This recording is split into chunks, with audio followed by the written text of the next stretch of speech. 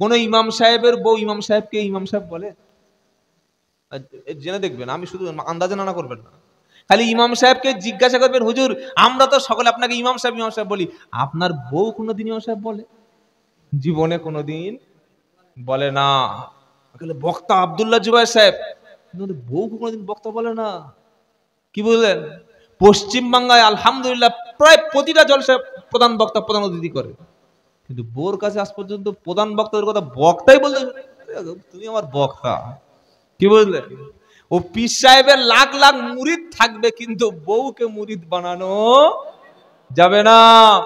যত বড় মুফতি সাহেব, পীর সাহেব আর বুজুর্গ সাহেব হোক না কেন, বিবিকে বসে আনা খুব কঠিন। কি বললেন? কিন্তু অবিশ্বাসী বান্দারেরা, লা ইয়াসখর, তোমরা কাউকে উপহাস করো না, ঠাট্টা করো না, বিদ্রুপ করো না, কাউকে নিয়ে ফানি করো না, কাউকে নিয়ে মজা করো না, তুচ্ছ-তাচ্ছিল্য করো না। কওমুম মিন কওমিন, কোন পুরুষ যেন অন্য কোন পুরুষকে দেখে ঠাট্টা বিদ্রুপ তামাশা কোন বেটা ছেলে অন্য কোন বেটা ছেলেকে না করে। কারণ কি? আসা আইয়াকুনু খায়রাম মিনহুম, তোমরা যারা ঠাট্টা করছো, বিদ্রুপ করছো, যাকে নিয়ে তামাশা করছো, যাকে নিয়ে তুমি উপহাস করছো, তুমি যাকে নিয়ে ঠাট্টা বিদ্রুপ করছো, তোমার চাইতে ওই ব্যক্তিটা হয়তো আল্লাহর কাছে অনেক ভালো। জোরে বলুন। এবার আল্লাহ মেয়েদের বলছে, কি বলছে? ওয়ালা নিসাউম মিন নিসাইন, কোন নারী যেন অন্য নারীকে তামাশা না করে, উপহাস না করে, ঠাট্টা বিদ্রুপ না করে। আসা আইয়াকুন্না খায়রাম মিনহুন্না, একজন নারী আর একটা বেটে কালো, খাটো, কুৎসিত, দেখতে খারাপ, এই রকম নারীকে নিয়ে যদি ঠাট্টা বিদ্রুপ তামাশা করে, আল্লাহ বলছে হতে পারে যাকে তোমরা ঠাট্টা করছো, তুমি যার ঠাট্টা করছো, তোমার চাইতে ওই বিদ্রুপ করছো যার বিরুদ্ধে, সেই ব্যক্তি আল্লাহর কাছে অনেক সম্মানের হতে পারে। জোরে বলুন। আর বাড়ির মেয়েরা যদি একটু কালো হয়, শাশুড়ি তার নিয়ে কি ঠাট্টা বিদ্রুপ যে করে, বাইরে বলিস না, বু আমার ছেলে দেখেছিস চাঁদের মতো, 6 ফুট হাইট, ওই রকম সাইট, কিন্তু বউটা পছন্দ হয়নি। কেন পছন্দ হয়নি? না, আমার ছেলে করে ফেলেছে আর ফেলে দেব, কালো বউ, কালো কেলে বউ। ঠাট্টা বিদ্রুপ করে কি করে না? আল্লাহ বলছেন, এই নারী, এই মেয়ে ছেলে, তুমি তোমার বউমাকে ঠাট্টা করছো কালো বলে, বেটে বলে। আসা আইয়াকুন্না খায়রাম মিনহুন্না, হতে পারে যাকে ঠাট্টা করছো সেই তোমার চাইতে আল্লাহর কাছে উত্তম। সুবহানাল্লাহ বলে। তুমি একটা বেটে লোক দেখে ঠাট্টা, না বেটে খাটো, ঠাট্টা করছো, আল্লাহ বলছে ঠাট্টা বিদ্রুপ করো না, উপহাস করো না, যাকে ঠাট্টা করছো সেই হয়তো আল্লাহর কাছে তোমার চাইতে ভালো হতে পারে। কোরআন পড়লে আর কোরআন শুনলে সবচাইতে বেশি রেগে যায়, অখুশি হয় কি বাবা? শয়তান। এজন্য আল্লাহ বলছে শয়তানের হাত থেকে বাঁচতে চাও, তাহলে আমার কাছে আশ্রয় চাও, বলো আউযু বিল্লাহি মিনাশ শাইতানির রাজিম। এবার চলুন, যখন আপনি কোরআন পড়বেন, একদিনে বসে সকাল থেকে দুপুর পর্যন্ত এক খতম, তাই তো নাকি? হ্যাঁ, দুদিনে এক খতম। এই যে তাড়াহুড়া স্পিডে 5G গতিতে কোরআন পড়া, আল্লাহ বলছেন চলবে না, চলবে না। পারা নাম্বার 29, সূরার নাম মুজাম্মিল, আয়াত নাম্বার 4, আল্লাহ বলছেন ওয়ারাত্তিলিল কুরআনা তারতিলা। নবী, যখন তুমি এই কোরআনটা তেলাওয়াত করবে না, তোমরা যখন কোরআন পড়বে, ধীর স্থির ভাবে, থেমে থেমে, ধীরে ধীরে, আস্তে আস্তে কোরআন পড়ো। কারণ কোরআন পড়া অর্থ হলো আমার আল্লাহর সঙ্গে কথা বলা। জোরে হবে না সুবহানাল্লাহ? এরকম কোরআনের ব্যাপারে সারা রাত বলা যায়। যাই হোক, তাহলে আমরা যে সূরা থেকে মোটামুটি কোরআনের কিছু একটা আমাদের ধারণা হয়ে গেল। কোরআনের মধ্যে পারা আছে কটা বাবা? 30টা পারা। কটা? 30টি ভাগ আছে। সূরা আছে 114টা। এর মধ্যে মক্কা শরীফ কিছুটা সূরা আর মদিনা শরীফের কিছুটা সূরা। মক্কা শরীফের সূরা চিনবেন কি করে? যে এই সূরাগুলো মক্কা শরীফে নাজিল হয়েছে, যে সূরার মধ্যে কবরের কথা, আখিরাতের কথা, আযাবের কথা, পুলসিরাতের কথা, হাসরের কথা, জাহান্নামের কথা বেশি আলোচনা হয়েছে, জান্নাতের কথা বেশি আলোচনা হয়েছে। এই সূরাগুলো কোথায় নাজিল হয়েছে? মক্কা শরীফে।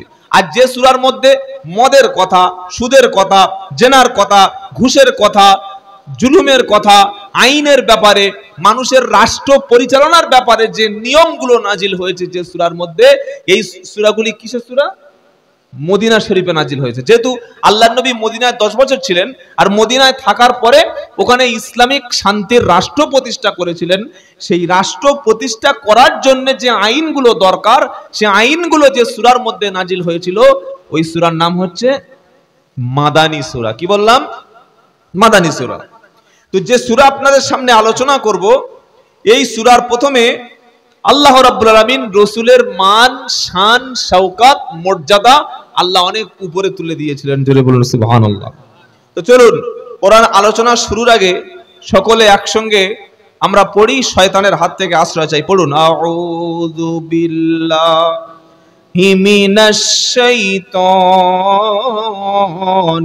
রাজীম, বিসমিল্লাহির রহমানির রহিম। শয়তানের হাত থেকে আল্লাহর কাছে আশ্রয় চাই। কার কাছে আশ্রয় চাই? আল্লাহর কাছে। এই যে কোরআন এমন একটা কিতাব, আপনি কিছু বুঝতে পারেন আর না পারেন, ধরুন আপনি বাঙালি, আপনি আলেম নন, মাওলানা সাহেব নন, একজন সাধারণ ব্যক্তি, আপনি কোরআনটা ওই মসজিদ থেকে এনে আর বসে বসে পড়ছেন, আপনি মানে বুঝতে পারছেন না, পড়েই যাচ্ছেন কিন্তু মানে বুঝতে পারছেন না। আপনি যে পড়ছেন, পড়ার কারণে, প্রত্যেকটি অক্ষর পড়ার কারণে আল্লাহ তাআলা 10টা করে নেকি আপনার আমল নামায় লিখে দেবেন। কটা করে নেকি? 10টা। শুধু পড়লেন বিসমিল্লাহির রহমানির রহিম। বিসমিল্লাহির রহমানির রহিমের মধ্যে অক্ষর আছে 19টা। 19কে 10 দিয়ে গুণ করলে হয় 190টা। অর্থাৎ কোন বান্দা যদি বিসমিল্লাহির রহমানির রহিম পড়ে, সাথে সাথে আল্লাহ তাআলা তার আমল নামায় 190টা নেকি লিখে দেবেন। একদম কনফার্ম, হ্যাঁ, এটা কোনো সন্দেহ নাই। সুবহানাল্লাহ। তো যে সূরাটি আলোচনা করব, সূরাটির নাম কি বলেছি? হুজরাত। সূরার নাম কি? হুজরাত। নাম কেন হলো? এর অর্থটা কি? আল্লাহর নবী সাল্লাল্লাহু আলাইহি সাল্লামের একাধিক স্ত্রী ছিলেন, আল্লাহর নির্দেশে ছিলেন, নিজের থেকে না। হ্যাঁ, আল্লাহর নির্দেশে তিনি বিধবা। শুধু একটা স্ত্রী কুমারী ছিল, আয়েশা সিদ্দিকা রাদিয়াল্লাহু আনহা। বাদ বাকি কারোর 45, কারোর 50, কারোর 55, কারোর 40, কারোর 38, কারোর 62, কারোর 65। কেউ দুবার স্বামী মারা গেছে, কেউ একবার স্বামী ছেড়ে দিয়েছে, কারোর 2টো সন্তান, কারোর 3টে সন্তান। আয়েশা সিদ্দিকা ছাড়া যত স্ত্রী বিশ্বনবীর ছিল, প্রত্যেক স্ত্রী ছিল বিধবা, স্বামী কর্তৃক তালাকপ্রাপ্তা। এরকম অসহায় নারীদেরকে বিশ্বনবী তিনি তাদের মর্যাদা দিয়ে, অধিকার দিয়ে প্রত্যেকের সমান অধিকার প্রতিষ্ঠা করেছেন। বলুন সুবহানাল্লাহ। এবং এই স্ত্রীদেরকে তিনি মদিনার মসজিদের পাশে ছোট ছোট ছোট ছোট রুম, ওটাকে আরবিতে বললে হবে হুজরাত। স্ত্রীদের যে বিভিন্ন হুজরা ছিল, এই হুজরার নামে সূরাটির নাম হয়েছে হুজরাত। বিশ্বনবী মুহাম্মদ মুস্তাফা সাল্লাল্লাহু আলাইহি সাল্লাম ওই ঘরের মধ্যে আছেন, নবীর ঘরের মধ্যে। কার ঘর? বিশ্বনবীর ঘর। ছাদ নাই, টাইলস নাই, পাথর নাই, এসি নাই, দামি সোফা নাই, আলনা নাই, আলমারি নাই, ড্রেসিং টেবিল নাই, ডাইনিং টেবিল নাই, ঠান্ডা পানি নাই, কিচ্ছু নাই। খেজুরের ওই পাতা দিয়ে ছাউনি করা, মাটির দেওয়াল, নিচে বালি, আর মোটা মোটা মোটা মোটা চট দিয়ে এরকম ছোট ছোট করে ঘর। এই হচ্ছে বিশ্বনবীর ঘর। সুবহানাল্লাহ বলবেন না? এই ঘরগুলির মধ্যে একটা স্ত্রীর জন্য একটা করে ঘর বরাদ্দ করে দিয়েছিলেন। এই হচ্ছেন বিশ্বনবী। তো এই হুজরাতের বিভিন্ন রকমের যে রুমগুলো, হুজরাগুলো, এই নাম অনুসারে সূরাটির নাম হয়েছে সূরাতুল হুজরাত। এবং এই সূরাটি নাজিল হয়েছে মদিনা শরীফে। কোন জায়গা বললাম? মদিনা শরীফে। চলুন আলোচনা শুরু করি। আল্লাহর নবী সাল্লাল্লাহু আলাইহি সাল্লাম তিনি মদিনা শরীফে আছেন, মসজিদে নববীতে বসে আছেন। মদিনার মসজিদ কোন মসজিদ? মদিনার মসজিদ। ডান দিকে আছেন আবু বকর সিদ্দিক, আর বাম দিকে আছেন ওমর ফারুক। এই দুজনেই হলেন জান্নাতি সাহাবী। সুবহানাল্লাহ বলবেন না? ডান দিকে আবু বকর সিদ্দিক, বাম দিকে ভুলে গেলেন ওমর ফারুক। ডান দিকে আবু বকর সিদ্দিক, বাম দিকে ওমর ফারুক, দুজনেই জান্নাতি সাহাবা। তো একটা বিষয় দুজনে কথা বলছেন, আবু বকর একটা বলছে, ওমর একটা বলছেন। বলতে বলতে বলতে বলতে সাথী সঙ্গীদের মধ্যে আবু বকর ওমরকে পাল্টা বলছেন, ওমর ফারুক আবু বকরকে পাল্টা বলছেন। হ্যাঁ, বলতে বলতে আর নবীর গলার আওয়াজ আর শোনা যাচ্ছে না, এত জোরে আবু বকর সিদ্দিক কথা বলছেন, ওমরের বিরুদ্ধে বলছেন, ওমর আবু বকর সিদ্দিকের বলছেন। বলতে বলতে নবীর গলার আওয়াজ আর কি হচ্ছে, শোনা যাচ্ছে না। যেমন আমাদের মসজিদে বিভিন্ন ওই মাঝে মাঝে দেখবেন কি ছুরি বার করে গো, আমাদের 24 পরগনায় ছুরি বার করছে মসজিদে কাটবে বলে। ছুরি বোঝেন তো, মুসলমান দেখছেন। নবী বললেন কিয়ামতের পূর্বে বাপ মার সন্তান অবাধ্য হবে, মানুষ ঘর বিল্ডিং বানানোর প্রতিযোগিতা শুরু করবে, স্বামী তার স্ত্রীর বাধ্য হবে। এখন আমরা যদি বিবির কথা না শুনি, খাওয়া দেবে? কি গো, এখন বিবি যা বলবে তাই। 3 নম্বর হলো মদ্যপ মাতালের সংখ্যা বেড়ে যাবে, গান বাজনার প্রসারতা বাড়বে, মসজিদগুলো চাকচিক্যময় মসজিদ হবে, প্রকাশ্য মসজিদের মধ্যে শোরগোল হট্টগোল চিৎকার চেঁচামেচি হবে। এরকম যখন হতে থাকবে আর আল্লাহ তাআলা দুনিয়া থেকে ইলম তুলে নেবেন, কি তুলে নেবেন? জ্ঞান তুলে নেবেন, ইলম উঠে যাবে, ভালো ভালো আলেমের মৃত্যু হবে। ভালো আলেম, শিক্ষিত জ্ঞানী আলেমের মৃত্যু হওয়া মানে ইলমের ঘাটতি হয়ে গেল। সেই জায়গায় ভালো আলেমকে আর খুঁজে পাওয়া, জোরে বলেন। এই ভারতবর্ষের জমিনে শ্রেষ্ঠ একজন আলেম ছিলেন, নাম হলেন আশরাফ আলী থানভী রহমতুল্লাহ আলাইহ, মুজাদ্দিদ আল-ফিসানি রহমতুল্লাহ আলাইহ, আনোয়ার শাহ কাশ্মীরি রহমতুল্লাহ আলাইহ, শাহ আতাউল্লাহ বুখারী রহমতুল্লাহ আলাইহ। নাম শুনেছেন? ফুরফুরার মুজাদ্দিদ যেমন আবু বকর সিদ্দিক রহমতুল্লাহ আলাইহ, মাওলানা ইলিয়াস রহমতুল্লাহ আলাইহ, কাসেম নানুতবি রহমতুল্লাহ আলাইহ, বসিরাট আল্লামা রুহুল আমিন রহমতুল্লাহ আলাইহ। এদের ইন্তেকালের পরে এমন সমপরিমাণ আলেমার তৈরি হয়। 5 বছর পরে হবে? বলছেন না কেন? নবী বললেন কিয়ামতের পূর্বে আমি আল্লাহ ইলম তুলে নেব। ইলম তুলবেন কিভাবে? আলেমদের মৃত্যু হবে, ইলম শূন্য পৃথিবী হয়ে যাবে। টুপি দাড়ি পাঞ্জাবি দেখে মানুষ আলেম মনে করে মঞ্চে চাপিয়ে দেবে, টুপি দাড়ি পাঞ্জাবির বহর দেখে, গলার টোন দেখে, ভয়েস দেখে, ইউটিউবে ভাইরাল দেখে মানুষ আলেম মনে করে বসিয়ে দেবে। আল্লাহর নবী বলেন আসলে সেটা আলেম না, সাধারণ মানুষ আলেম মনে করে প্রশ্ন করবে। যার কাছে প্রশ্ন করবে সে না জেনে উত্তর দেবে, ফাদাল্লু ওয়া দাল্লু, নিজে গোমরা হবে আর জাতিকে গোমরাহি করে জাহান্নামে নিয়ে যাবে। কোন বক্তা বক্তব্য করছে, যদি একজন সাধারণ লোক একটা প্রশ্ন করে, ধরুন আমাকে প্রশ্ন করেছে আর আমি উত্তর দিতে পারি নাই, তখন বলবে এই কি বক্তা রে, প্রশ্ন করলে উত্তর দিতে পারলো না, তার মানে এর মধ্যে কিচ্ছু নাই। একটা বিষয় একজন হয়তো উত্তর দিতে পারে নাই, তা বলে তার কাছে জ্ঞান নাই, তা বলে সে কিছু জানে না, এটা তো ভুল। সব বিষয়ে সবাই সবকিছু জানবে, এটা ঠিক না। কথা মনে থাকবে ইনশাআল্লাহ। আজকের মসজিদগুলি প্রকাশ্য মসজিদের মধ্যে গন্ডগোল হচ্ছে, গান বাজনা বেড়ে গেছে, মদের সরকার ঢালাও ভাবে মদের লাইসেন্স দিচ্ছে, সব জায়গায় দিচ্ছে, লটারি বেড়ে গেছে, বাপ মার অবাধ্য সন্তান, 100-র মধ্যে 90টা সন্তান বাপ মার অবাধ্য, ছেলে পুলে বাপ মার কথা শোনে না। এবং নারীরা তারা স্বামীর অবাধ্য হয়ে চলছে। আল্লাহর নবী বললেন এগুলি যখন তোমাদের সামনে দেখতে পাবে তখন তোমরা বুঝে নিও প্রকাশ্য কিয়ামত এসে গেছে। মদিনার মসজিদের ডান দিকে আবু বকর সিদ্দিক, বাম দিকে ওমর ফারুক বসে আছে।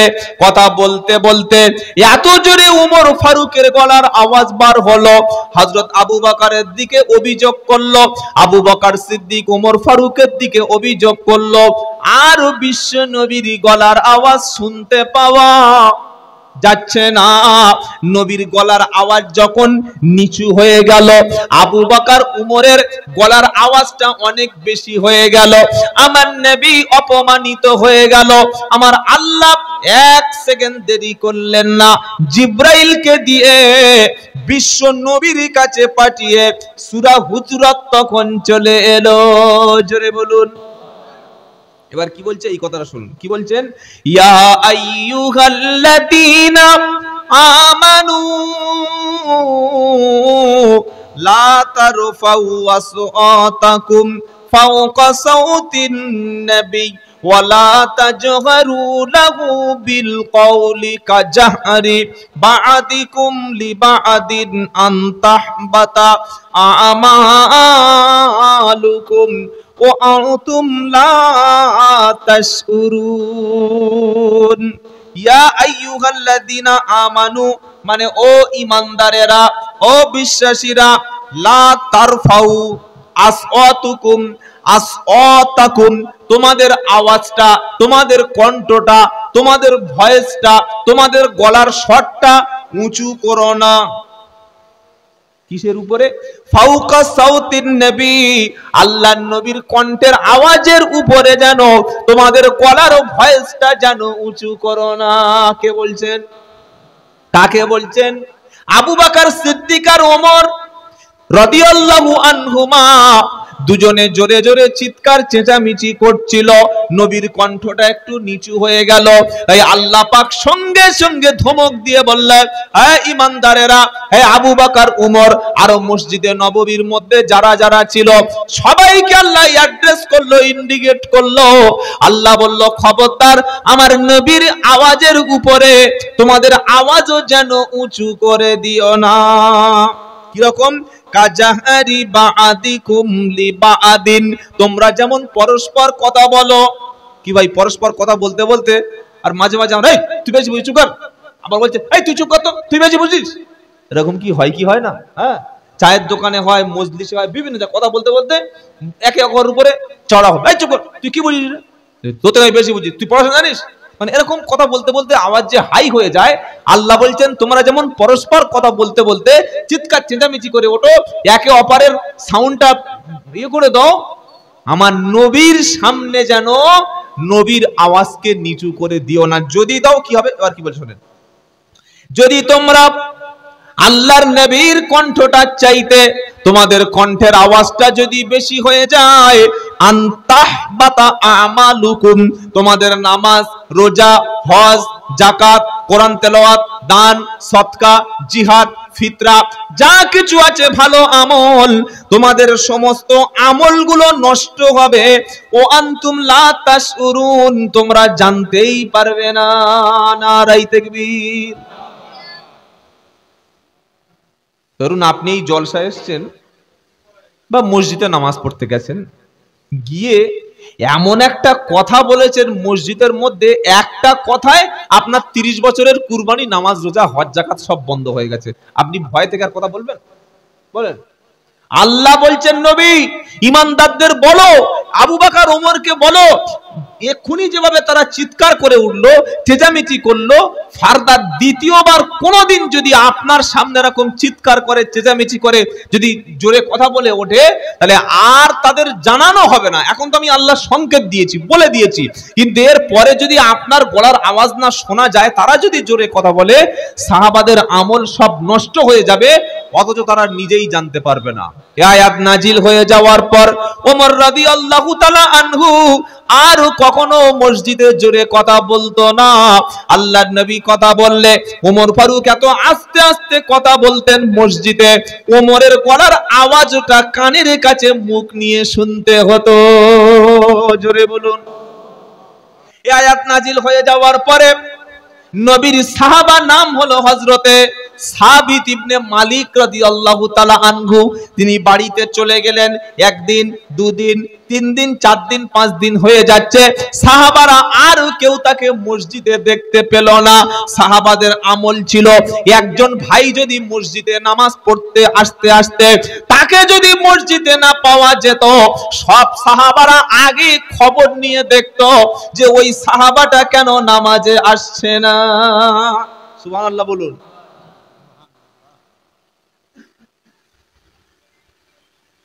দুদিন, 3 দিন, 4 দিন, 5 দিন যদি কোন সাহাবা নামাজ পড়তে না আসতেন, তাহলে অন্যান্য সাহাবারা কি করতেন? এই ওই আবু বকর ফারুক রাদিয়াল্লাহু শরীর খারাপ নাকি, ফারুকে আজম উমরের শরীর খারাপ নাকি, উসমান গনি শরীর খারাপ নাকি, হযরত আলী অসুস্থ নাকি?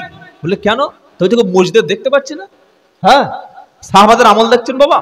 যদি কাউকে মসজিদে একদিন দুদিন না পাওয়া যেত, ছুটে তার বাড়ি পৌঁছে যেত। কেন? যে শরীর খারাপ হয়ে গেছে, অসুস্থ হয়ে গেছে, তাই পাওয়া যাচ্ছে না। আর আমরা আমাদের মসজিদ থেকে মুসাল্লি কমে গেলে আমরা ভাবি না কে আসছে কে যাচ্ছে দেখার দরকার নাই। আজান দাও, নামাজ পড়াও, ইমাম বেতন পাচ্ছে, মুয়াজ্জিন বেতন পাচ্ছে। আরে মাসের শেষে তো পেয়ে যাবে, তো কে আসছে কে আসছে না ও নিয়ে চিন্তা করার দরকার নাই। কেউ এটা হয় কি হয় না? জোরে বলেন। এটা উচিত নয়। আপনার মসজিদে মুসাল্লি আসছে কি আসছে না সেটা খবর নেবেন নামাজের শেষে। মসজিদ থেকে একটা বাড়িতে গিয়ে দেখবেন, ভাই আসসালামু আলাইকুম, তুমি কেন নামাজ পড়তে গেলে না? তোমাকে তো শুক্রবার নামাজ পড়তে দেখলাম। ঠিক আছে, আসর থেকে যাব। আসরে এলো না, মাগরিবে গেলেন, তো ভাই গেলে না, ঠিক আছে মাগরিবে যাচ্ছি, মাগরিবে এলো না, এশায় গেলেন। এরকম বলে ধরে বেঁধে একটা নামাজি বানাতে যদি পারেন, ওই ব্যক্তিটা নামাজ পড়ে ভালো আমল করে যে সওয়াবগুলো পাবে, আল্লাহ রাব্বুল আলামিনের খাতায় আপনি ডাকার কারণে, আপনি বলার কারণে সেই সব আল্লাহ আপনার লিখে দেবে। এই যে ডাকা হাঁকা মানুষকে ডেকে আনা, এটা একটা ভালো কাজ। কথা মনে থাকবে ইনশাআল্লাহ। এই আয়াত নাজিল হয়ে যাওয়ার পরে হযরতে সাবিত রাদিয়াল্লাহু তাআলা আনহু তিনি 2 দিন 3 দিন 4 দিন মসজিদ ছেড়ে দিয়েছেন, আর আসছেন না। মানে সাহাবারা কেউ দেখতে পাচ্ছেন না। কেন? যখন আবু বকর এবং উমর জোরে কথা বলছিল মসজিদে আর আয়াত নাজিল হয়ে গেল, হযরতে সাবিত রাদিয়াল্লাহু তাআলা আনহু মনে করলেন যে আল্লাহ মনে হয় আমার আমল নষ্ট করে দিয়েছে, যেহেতু আমিও তো চিল্লাচিল্লি করছিলাম মসজিদে। সাহাবারা নবীর কাছে গিয়ে বললেন, আল্লাহর নবী, সাবিত রাদিয়াল্লাহু তাআলা আনহু তিনি কিন্তু অসুস্থ না, তিনি মসজিদে চিৎকার করেছিলেন আর সে ভেবেছে সে হয়তো জাহান্নামী হয়ে গেছে, কারণ তার গলার আওয়াজটা আপনাকে অপমান করেছিল, সে নিজেই ভেবেছে সে জাহান্নামী। হযরতে সাবিত রাদিয়াল্লাহু তাআলা আনহু বলেন, আমি ভেবেই নিয়েছি আমি জাহান্নামী, আমার আমল সব শেষ হয়ে গেছে। আমি যেহেতু নবীর সামনে জোরে জোরে কথা বলেছিলাম, আমার নবী খবর দিয়ে বলল, সাহাবারা হযরতে সাবিত ইবনে মালিককে বলো ও যেন নিজেকে জাহান্নামী না বানে, বরং আমি নবী বলছি সাবিত ইবনে মালিক জান্নাতি। এই যে আয়াতটা বললাম সূরা হুজরাতের 2য় আয়াত, এই আয়াতটা আজও পর্যন্ত বিশ্ব নবীর মাজার মুবারক, কবর মুবারকের সামনে মদিনা শরীফে আল্লাহর নবীর রওজা মুবারকের সামনে স্বর্ণের অক্ষরে এই আয়াতটা লেখা আছে। জোরে বলুন সুবহানাল্লাহ। কেন লেখা আছে জানেন?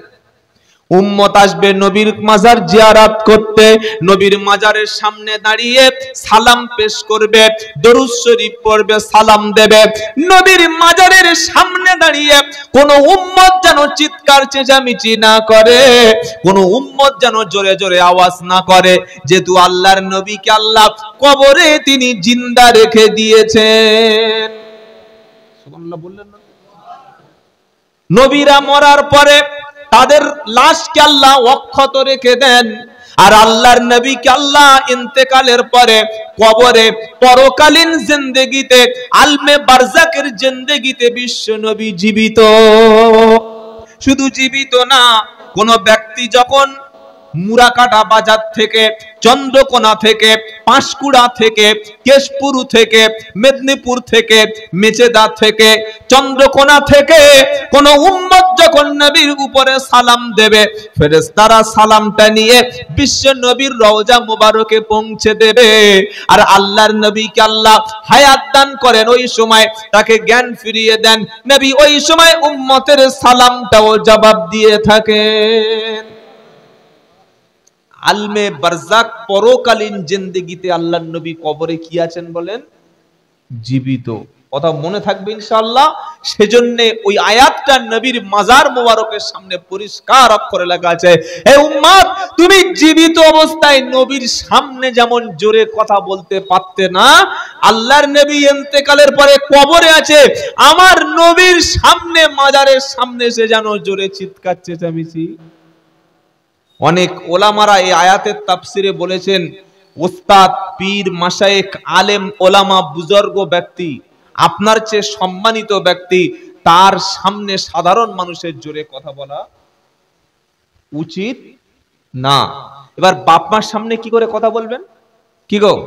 কোরআন, ওয়াকাদা রাব্বুকা আল্লা তাবুদু ইল্লা ইয়াহু ওয়া বিল ওয়ালিদাইনি ইহসানা ইম্মা ইয়াবলুগান্না ইনদাকাল কিবারা আহাদুহুমা আও কিলাহুমা ফালা তাকুল লাহুমা উফফিন ওয়ালা তানহারহুমা ওয়া কুল লাহুমা কওলান কারীমা। 15 নম্বর পারা 3 নম্বর পৃষ্ঠা 7 নম্বর লাইনে 23 নম্বর আয়াত সূরা বানী ইসরাইল। আল্লাহ বলছেন, আমি আল্লাহ চূড়ান্ত সিদ্ধান্ত করে দিয়েছি, আমার ইবাদতের পরে অন্য কারোর ইবাদত করা যাবে না। আর আমার ইবাদতের পরে হচ্ছে আব্বা এবং আম্মা, তোমার বাপ মার খেদমত করবে। ইম্মা ইয়াবলুগান্না ইনদাকাল কিবারা আহাদুহুমা আও কিলাহুমা, বাপ এবং মায়ের মধ্য থেকে দুজন অথবা একজন যদি অসুস্থ হয়ে যায়, শুনছেন আপনারা? বাপ এবং মা দুজন অথবা একজন যদি বৃদ্ধ হয়ে যায়, অসুস্থ হয়ে যায়, আর চলতে পারে না, আর সংসারে কাজ করতে পারে না, হাঁটতে পারে না, গোসল হাত ধরে করাতে হয়, খাবার মুখে তুলে খাওয়াতে হয়, পেশাব পায়খানার পানি তুলে দিতে হয়, হাত ধরে রাস্তায় বার করতে হয়, হসপিটালে নিয়ে যাওয়ার সময় হাত ধরে নিয়ে যেতে হয়। এই রকম পরিস্থিতি তৈরি হলে তোমাদের মাথা বিগড়ে যেতে পারে, তোমরা বাপ মার উপরে হয়তো রেগে গিয়ে অনেক অসন্তুষ্ট এরকম হতে পারো। আল্লাহ বলছে, শোনো, ওয়াকফিদ লাহুমা জানাহাদুল ইম্মা ইয়াবলুগান্না ইনদাকাল কিবারা আহাদুহুমা ফালা তাকুল লাহুমা উফ, তুমি এমন ব্যবহার যেন করো না, তুমি এমন কোন কথা তোমার বাপ মার সামনে যেন বলো না, তোমার কথা শুনে তোমার আব্বা আম্মা উফ এই শব্দটুকু যেন তোমার আব্বা আম্মা উচ্চারণ করে না। জোরে বলুন। যদি কোনো যুবক বিবির কথা শুনে মাকে কাঁদিয়ে থাকেন, বিবির কথা শুনে রেগে গিয়ে মাকে বুড়ি, বাপকে বুড়ো, আজে বাজে শব্দ যদি বলে থাকেন, আজকে কোরআন শুনে বাড়ি ফিরে মায়ের পা জড়িয়ে ধরবেন, বাপের পা জড়িয়ে ধরবেন, আর কেঁদে বলবেন, মা ভুল করেছিলাম। আল্লাহ কোরআনে সূরা বানী ইসরাইলে 23 নম্বর আয়াতে বলেছে, তোমার ব্যবহার, তোমার আচরণে তোমার বাপ মা যেন উফ, বাবা এই শব্দটুকু, উফ এই শব্দটুকু যেন বাপ মাকে উচ্চারণ করতে দিও না, তাহলে তোমার আমল সব নষ্ট হয়ে যাবে। আজ থেকে বাপ মার সঙ্গে সবচাইতে বড় পীর হলো সন্তানের জন্য, জোরে বলেন, বাপ মা। আমি এসেছি, আমার এই ভাইয়েরা আছে, ফল এনে ভালো ভালো আপেল, ভালো ভালো সুন্দর সুন্দর ফল কিনে রুটি আর গোশত দিয়ে সুন্দর করে খাইয়েছে। কেন? কেন খাওয়ালো? যাতে হুজুর একটু খুশি হয়।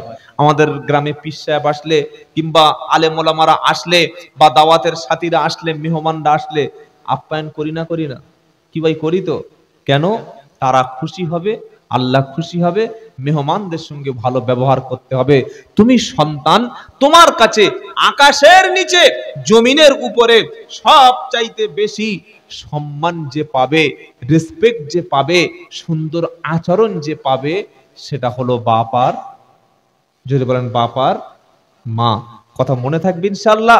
যারা বাপ মাকে কাঁদিয়েছেন, বাপ মার সঙ্গে খারাপ আচরণ করেছেন, বাপ মা যদি কবরে চলে যায়, কবরের পাশে দাঁড়িয়ে সালাম দিয়ে বাপের কাছে ভুল ক্ষমা চেয়ে নিও, গো আব্বা আমি বুঝতে পারি নাই, পৃথিবীর সবচাইতে বড় পীর আমি হারিয়ে ফেলেছি, আমি জানতে পারি নাই যে তুমি চলে যাবে, তোমাকে ঠিক মতো খেতে দিতে পারি নাই, তোমাকে ভালো আচরণ করতে পারি নাই, তুমি কবরে চলে গেছো। ভাই যারা দাঁড়িয়ে আছো বাবা ভিতরে এসো, একটু রাস্তা মাঝখান থেকে ছেড়ে দিন তো, ভিতরে আপনার একটু আগে একটু এদিকে চলে আসুন, আমি প্রথম থেকে বলছি উঠে আসুন। আর জিকির করুন লা ইলাহা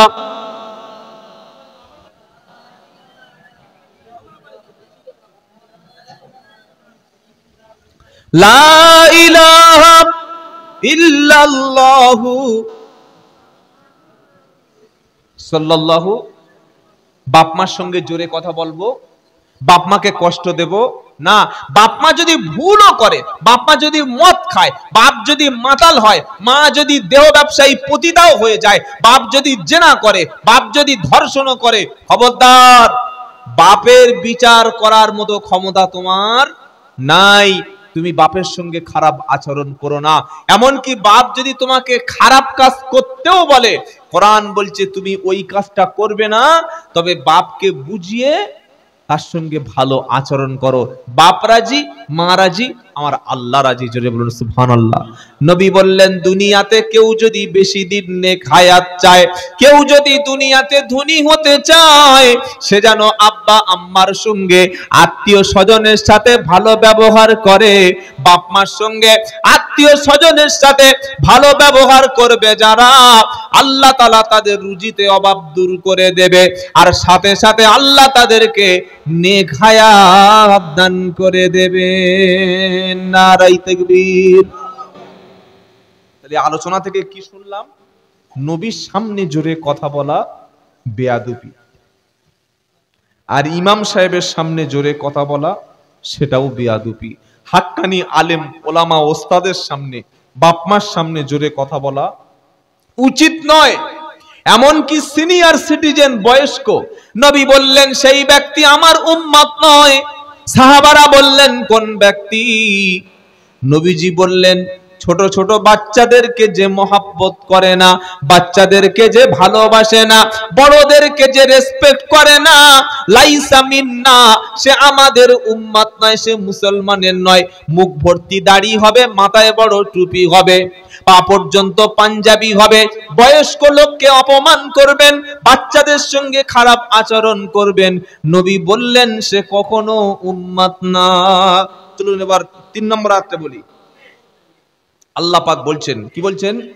ইন্নাল্লাযীনা ইয়াগুদ্দুনা আসওয়াতাহুম ইনদা রাসূলিল্লাহি উলাইকাল্লাযীনা ইমতাহানাল্লাহু কুলুবাহুম লিত্তাকওয়া লাহুম মাগফিরাতু ওয়া আজরুন আযীম। জোরে বলুন সুবহানাল্লাহ।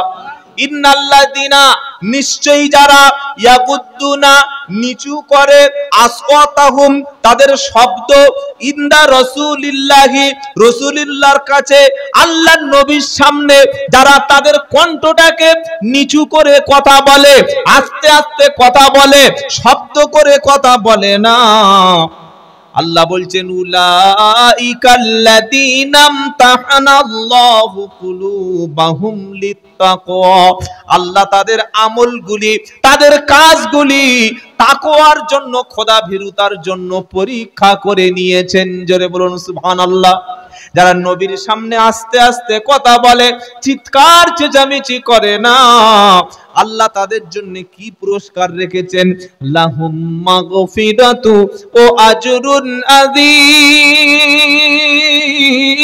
তাদের জন্য রয়েছে আল্লাহর পক্ষ থেকে ক্ষমা এবং বিশাল বড় পুরস্কার। জোরে হবে না? এইবার কিছু বিয়াদব লোক ছিল, গ্রামের লোক, যাযাবর টাইপের, বেদুইন, নিরক্ষর, আরবে 20% মানুষ হচ্ছে ওই মানে মক্কা মদিনার একটু শহর কেন্দ্রিক, আর 80% মানুষ হচ্ছে নিরক্ষর, মানে একদম পুরো আমাদের এখানে কি বলে আপনাদের এখানে যে একদম গাইয়া গাইয়া শব্দ বোঝেন, গ্রাম্য লোক, বেদুইন, যাযাবর, অশিক্ষিত, জাহিল। তো এইরকম কিছু লোক এসেছে আল্লাহর নবীর সঙ্গে দেখা করবে বলে। কি করে বলে? দেখা করবে বলে। আপনার সঙ্গে যদি কেউ দেখা করতে আসে বা আপনি যদি কারোর সঙ্গে দেখা করতে যান, ডাইরেক্ট গিয়ে তার বাড়ির মধ্যে ঢুকে পড়বেন, তাই তো? কি ডাইরেক্ট গিয়ে দরজা একদম শরীরে ঢুকে পড়বো, তাই তো নাকি? কোরআন বলছে, কি বলছে? ইয়া আইয়ুহাল্লাযীনা আমানু লা তাদখুলু বুয়ুতান গায়রা বুয়ুতিকুম হাত্তা তাস্তানিসু ওয়া তুসাল্লিমু আলা আহলিহা। 18 নম্বর পারা 12 নম্বর পৃষ্ঠা 1 নম্বর লাইনে 27 নম্বর আয়াত সূরা নূর। ও বিশ্বাসী ঈমানদারেরা, তুমি নিজের ঘর ছাড়া অন্য কোন বাড়িতে, অন্য কোন ঘরেতে প্রবেশ করো না। আর যদি প্রবেশ করো, ঘরের মধ্যে চলে যাও, আগে সালাম দেবে, অনুমতি নেবে। সালাম দেওয়ার পরে যদি তোমার অনুমতি দেয়, তবে তুমি ঘরের মধ্যে প্রবেশ করো। এটাই হচ্ছে তোমার জন্য কল্যাণকর। জোরে বলুন সুবহানাল্লাহ। কয়েকজন নিরক্ষর, বেদুইন, অসভ্য, যাযাবর এসে, আগে আমি বলেছি আল্লাহর নবীর বড় ঘর না ছোট ঘর? হুজরাত, একদম ছোট্ট ছোট্ট হুজরা, ছোট্ট ছোট্ট একদম ঘেরা ঘর। ওই ঘরের পিছন থেকে কয়েকজন বেদুইন, যাযাবর এসে বলল, হে মুহাম্মদ, ইয়া মুহাম্মদ, ইয়া মুহাম্মদ। আচ্ছা, কিরকম বাজে লাগে বলুন তো শুনে? হ্যাঁ, আল্লাহর নবীর সামনে এরকম বলা যায়? এ মুহাম্মদ, এ মুহাম্মদ, এ মুহাম্মদ। নাউজুবিল্লাহ মিন যালিক। এ বলতে বলতে বলতে বলতে আর নবীর দরজার কাছে পৌঁছে গেছে। কি আশ্চর্য গো! সালাম নাই, কালাম নাই, সম্মান নাই। ইয়া রাসূলুল্লাহ, আসসালামু আলাইকা, ইয়া হাবিবাল্লাহ, আসসালাতু ওয়াসসালাম, কোনো শব্দই নাই। মুহাম্মদ, মুহাম্মদ, মুহাম্মদ, ঘরে আছো বলে আর ঘরের পিছন থেকে ঢুকে পড়ছে। কি আশ্চর্য! আল্লাহ কি ছেড়ে দেবে বলছেন নাকি? আল্লাহ ছেড়ে দেবে? আল্লাহর নবীর ঘরের পিছন থেকে মুহাম্মদ, মুহাম্মদ, মুহাম্মদ ঘরে ঢুকে পড়েছে। আর আল্লাহ বলছে, কি বলছেন? ইন্নাল্লাযীনা ইউনাদুনাকা মিন ওয়ারাইল হুজুরাতি আকসারুহুম লা ইয়াকিলুন। ইন্নাল্লাযীনা, নিশ্চয়ই যারা, ইউনাদুনাকা, নবী আপনাকে ডাকাডাকি করে, মিউ ওয়ারাইল হুজুরাতি, আপনার ঘরের পিছনের দরজা থেকে, পিছনের রাস্তা থেকে এসে যারা আপনাকে ডাকাডাকি করে, আকসারুহুম, বেশিরভাগ সংখ্যক তাদের, লা ইয়াকিলুন, তাদের আকেল নাই, বুদ্ধি নাই, বিবেক নাই, কমন সেন্স নাই, কোনো জ্ঞান বুদ্ধি নাই। ওরা কি করে এসে আগে তোমাকে সালাম না দিয়ে, অনুমতি না নিয়ে, মুহাম্মদ বলে ডাকতে ডাকতে ঘরের পিছন থেকে এসে ঘরের মধ্যে প্রবেশ করলো। আল্লাহ বলছে, ওদের বিদ্যে বিবেক বলে কিচ্ছু নাই।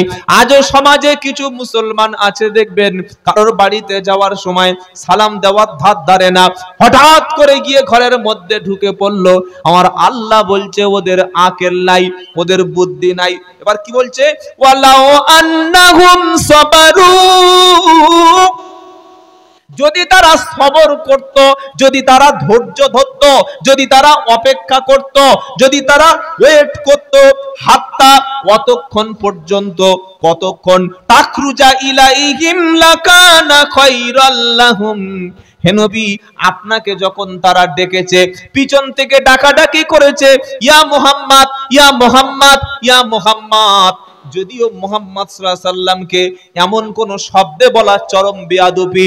আল্লাহ নবীকে যখন কোরআনে ডেকেছে, কোরআনে কোন জায়গায় আল্লাহ তার হাবিবকে ইয়া মুহাম্মদ বলে ডাকে নাই। কি বলে ডেকেছে? পারা নাম্বার 10, পৃষ্ঠা নাম্বার 4, লাইন নাম্বার 4, আয়াত নাম্বার 64, সূরার নাম আনফাল। ইয়া আইয়ুহান নবী হাসবুকাল্লাহ ওয়া মানিত্তাবাআকা মিনাল মুমিনিন। ও আমার প্রিয় নবী, আমি আল্লাহ, আমি আপনার জন্য এবং আপনার ঈমানদার ও বান্দাদের জন্য যথেষ্ট। জোরে বলুন। আবার সূরা আনফাল 10 নম্বর পারা, 5 নম্বর পৃষ্ঠা 1 নম্বর লাইনে 70 নম্বর আয়াতে আল্লাহ বলছেন, ইয়া আইয়ুহান নবী কুল্লি মান ফি আইদিকুম মিনাল আসরা ইয়ালামিল্লাহু ফি কুলুবিকুম খায়রান ইউতিকুম খায়রাম মিম্মা উকিদা ইলাইকুম আল্লাহু গফুরুর রহিম। এখানে আল্লাহর নবীকে আল্লাহ বলছেন, ইয়া মুহাম্মদ বলছে না ইয়া আইয়ুহান নবী বলছে ভাই? ইয়া আইয়ুহান নবী, ও আমার প্রিয় রাসূল। আবার দেখুন আল্লাহ তার নবীকে কি বলছে, তাহা মা আনজালনা আলাইকাল কুরআনা লিতাশকা। বিশ্ব নবীকে আল্লাহ বলছেন তোহা, ও আমার প্রিয় তোহা, মা আনজালনা আলাইকাল কুরআন, এই কোরআন নাজিল এই জন্য করি নাই যে কোরআন আপনার কাছে থাকলে কপাল খারাপ হবে, ভাগ্য নষ্ট হবে, আপনার উপরে বিপদ আসবে, এই জন্য কোরআন নাজিল করি নাই। সুবহানাল্লাহ বলবেন না? আবার আল্লাহ তার হাবিবকে ডাকছেন কোথায়? 22 নম্বর পারা সূরা ইয়াসিনে বলছে, কি বলছে? ইয়াসিন ওয়াল কুরআনিল হাকীম ইন্নাকা লামিনাল মুরসালিন আলা সিরাতিম মুস্তাকিম। নারায়ে তাকবীর। ও আমার প্রিয় ইয়াসিন, সুবহানাল্লাহ বলেন, নবীকে বলছে, ও আমার প্রিয় ইয়াসিন, কি? ওয়াল কুরআনিল হাকীম, ও আমার প্রিয় ইয়াসিন, আমার বিশ্ব নবী, আমি আল্লাহ শপথ করে বলছি কোরআন হলো বিজ্ঞানময় কিতাব। জোরে বলুন, ইন্নাকা, নিশ্চয়ই আপনি, লামিনাল মুরসালিন, রসুলদের মধ্য থেকে আপনি একজন রসুল, আমি আল্লাহ সাক্ষী দিচ্ছি। জোরে হবে না? আলা সিরাতিম মুস্তাকিম, আর আপনি সহজ সরল সিরাতিম মুস্তাকিম রাস্তার উপরে প্রতিষ্ঠিত আছেন। সুবহানাল্লাহ বলেন।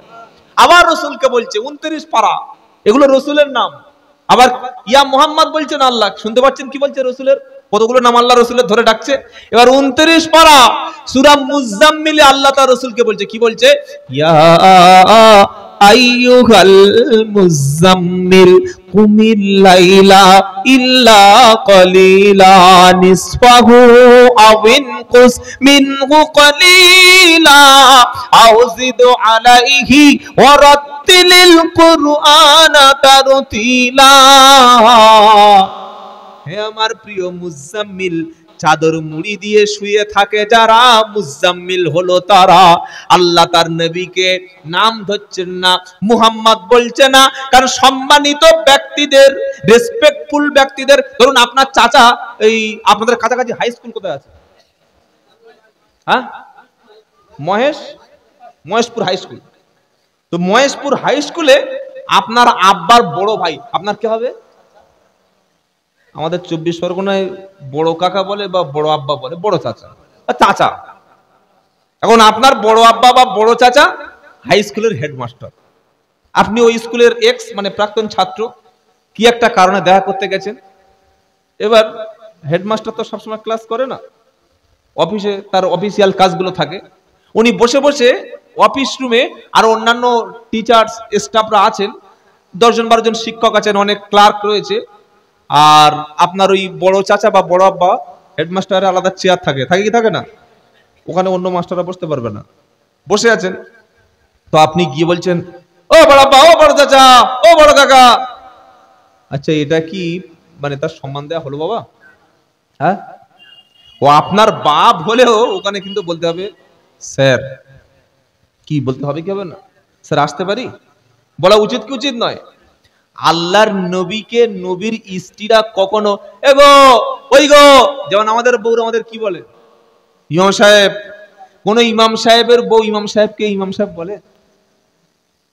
জেনে দেখবেন, আমি শুধু আন্দাজে নানা করবেন না। খালি ইমাম সাহেবকে জিজ্ঞাসা করবেন, হুজুর আমরা তো সকলে আপনাকে ইমাম সাহেব বলি, আপনার বউ কোনোদিন ইমাম সাহেব বলে? জীবনে কোনোদিন বলে না। বক্তা আব্দুল্লাহ জুবাইর সাহেব, বউ কোনোদিন বক্তা বলে না। কি বললেন? পশ্চিম বাংলায় আলহামদুলিল্লাহ প্রায় প্রতিটা জলসায় প্রধান বক্তা, প্রধান অতিথি করে। কিন্তু বউর কাছে আজ পর্যন্ত প্রধান বক্তাদের কথা বক্তাই বলতে, তুমি আমার বক্তা, কি বুঝলে? ও পীর সাহেবের লাখ লাখ মুরিদ থাকবে, কিন্তু বউকে মুরিদ বানানো যাবে না। যত বড় মুফতি সাহেব, পীর সাহেব আর বুজুর্গ সাহেব হোক না কেন, বিবিকে বসে আনা খুব কঠিন, কি বুঝলেন? কিন্তু আল্লাহ রসুলের সম্মান এত বেশি, আল্লাহ রসুলের স্ত্রীরা কখনো ও আমার স্বামী এরকম বলতেন না, বলতেন ইয়া রাসূলুল্লাহ, বলুন সুবহানাল্লাহ, ইয়া আবুল কাসেম, হে আল্লাহর প্রিয় নবী। এমন শব্দ ধরে আয়েশা সিদ্দিকা, আম্মাজান খাদিজা, আম্মাজান সাফিয়া, জায়নাব, আম্মাজান রুকাইয়া, আম্মাজান হাফসা রসুলের শানে ওগো কই গো এসব শব্দ নয়, বরং ইয়া রাসূলুল্লাহ এরকম শব্দ ব্যবহার করতেন, বলুন সুবহানাল্লাহ। তো আল্লাহ তার রসুলকে এখানে কি বলছেন? ইয়া আইয়ুহাল মুজাম্মিল, চাদরওয়ালা, কামলিওয়ালা, আর তো শুয়ে থেকো না। যেহেতু বিশ্বনবী চাদর মুড়ি দিয়ে রাতের বেলা শুয়ে আছেন, শুনছেন আপনারা? জিব্রাইল এসে নবীকে ডাকছেন, ও মুহাম্মদ ওঠো, নামাজ পড়ো, শুলে হবে, এরকম কোনো কথা বলছেন না। কি বলছেন? আল্লাহ শিখিয়ে দিয়েছে কি, ইয়া আইয়ুহাল মুজাম্মিল কুমিল লাইলা ইল্লা কালিলা নিসফাহু আবিন কুসমিনহু কালিলা আও জিদ আলাইহি ওয়ারাত্তিলিল কুরআনা তারতিলা। চাদর বলা, কামলি বলা, আর তো শুয়ে থেকো না। চাদর বলা, কামলি বলা, আর তো শুয়ে থেকো না। উঠে পড়ো রাতের বেলা, খুশি হবে রব্বানা। নারায়ে তাকবীর। এটা আমি কবিতার আকারে বললাম, কিন্তু আয়াতটা তাই বলছে, ইয়া আইয়ুহাল মুজাম্মিল, ও চাদর ঢাকা ব্যক্তি, কুম উঠে পড়ো, কুমিল লাইলা রাতের বেলা, ইল্লা কলিলা, সারা রাত ঘুমালে হবে? কিছু অল্প সংখ্যা ঘুমিয়ে উঠে পড়ুন, নিসফাহু অর্ধেক, আবিন কুসমিনহু কলিলা, অথবা রাতের কিছু অংশ অথবা বেশি অংশ ঘুমিয়ে বাকি সময়টা আল্লাহর জন্য দাঁড়িয়ে যান। তো কবি কি বলছে? কামলি বলা, চাদর বলা, আর তো শুয়ে থেকো না। কামলি বলা, চাদর বলা, আর তো শুয়ে থেকো না। উঠে পড়ো রাতের বেলা, খুশি হবে রব্বানা। তাই তো নবী, বিশ্ব নবী সারা রাতই ঘুমাতো না। তাই তো নবী, বিশ্ব নবী সারা রাতই ঘুমাতো না। আর নবী তাহাজ্জুদে কেঁদে বলতো, মাফ করে দাও রব্বানা। তাহাজ্জুদে কেঁদে বলতো, মাফ করে দাও রব্বানা। নারায়ে তাকবীর। নবী আমাদের জন্য সারা জীবন তাহাজ্জুদে কেঁদে গেছে, আর আমার ঈশা, মাগরিব, ফজরের নামাজ কাজা। আমার আল্লাহওয়ালা ভাইরা, যুবকেরা, নবীর স্মরণে এসেছেন, রসুলকে ভালোবেসে এসেছেন। আজ থেকে নিয়ত করি আর জীবনে কোনোদিন নামাজ কাজা করব না বলি ইনশাআল্লাহ। নামাজ নাই যার, তার কাছে ইসলাম দাবি করার কোনো অধিকার নাই। আল্লাহ আমাদের সবাইকে 5 ওয়াক্ত নামাজ পড়ার তৌফিক দান করেন। সকলে বলি আল্লাহুম্মা আমিন। তাহলে নবীকে আল্লাহ মুহাম্মদ বলছেন না, এখানে কি বলছেন? মুজাম্মিল। আর একটা সূরা আছে মুদ্দাসসির। মুদ্দাসসির মানে ওই চাদর, এটা ছিল কাপড় মুড়ি দিয়ে ঢাকা ব্যক্তি, কম্বল মুড়ি দিয়ে ঢাকা ব্যক্তি। আর মুদ্দাসসির বলা হয় চাদর মুড়ি দিয়ে ঘুমানো ব্যক্তি। শুনছেন আপনারা? সূরা মুজাম্মিল মানে কম্বল মুড়ি দিয়ে ঘুমানো অবস্থায় ঘুমান্ত ব্যক্তিকে কি বলে? মুজাম্মিল। আমাদের অনেকের নাম হয় না কি? মুজাম্মিল নাম হয় কি হয় না? আমরা কি বলি? এ মোজাম, মোজাম। নাম মুজাম্মিল, তো মুজাম কোথায় পেলে? এই নামগুলো সে কথা পরে আসছে নামের ব্যাপারে। তো আল্লাহ নবীকে মুজাম্মিল বলছেন। এবার আল্লাহ বলছেন মুদ্দাসসির। নবী কাপড় মুড়ি দিয়ে ঘুমাচ্ছে, আল্লাহ নবীকে ডাকছেন কি? ইয়া আইয়ুহাল মুদ্দাসসির কুম ফাআনদির ওয়া রাব্বাকা ফাকাব্বির। ও আমার চাদর ঢাকা ব্যক্তি, উঠে পড়ো, মানুষকে সাবধান করো, বলুন সুবহানাল্লাহ। আর ওই বেকুব, বদমাশ, নিরক্ষর, ইললিটারেট কয়েকজন অশিক্ষিত বেদুইন, ওরা নবীর ঘরের পিছন থেকে এসে আর কি বলছে? মুহাম্মদ, মুহাম্মদ, মুহাম্মদ, নাউজুবিল্লাহ বলছেন, নবীর ঘরে ঢুকছে। তা আবার ঘরের সামনে থেকে আসলো, তো কোথা থেকে আসছে? শুনছেন আপনারা? হ্যাঁ, পিছন থেকে ঢুকছে। আল্লাহ কি বলছেন? ওয়ালাউ আন্নাহুম সাবারু হাত্তা তাকরুজা ইলাইহিম লাকানা খায়রাল লাহুম, কতই না ভালো হতো যদি তোমরা ততক্ষণ সবর করতে, ততক্ষণ দাঁড়াতে, ততক্ষণ ধৈর্য ধারণ করতে, যতক্ষণ বিশ্ব নবী, আমার মায়ার নবী, রহমতের নবী, তিনি ঘর থেকে বার হয়ে আসা পর্যন্ত যদি তোমরা বাইরে দাঁড়িয়ে অপেক্ষা করতে, এটাই তোমাদের জন্য কল্যাণ হতো।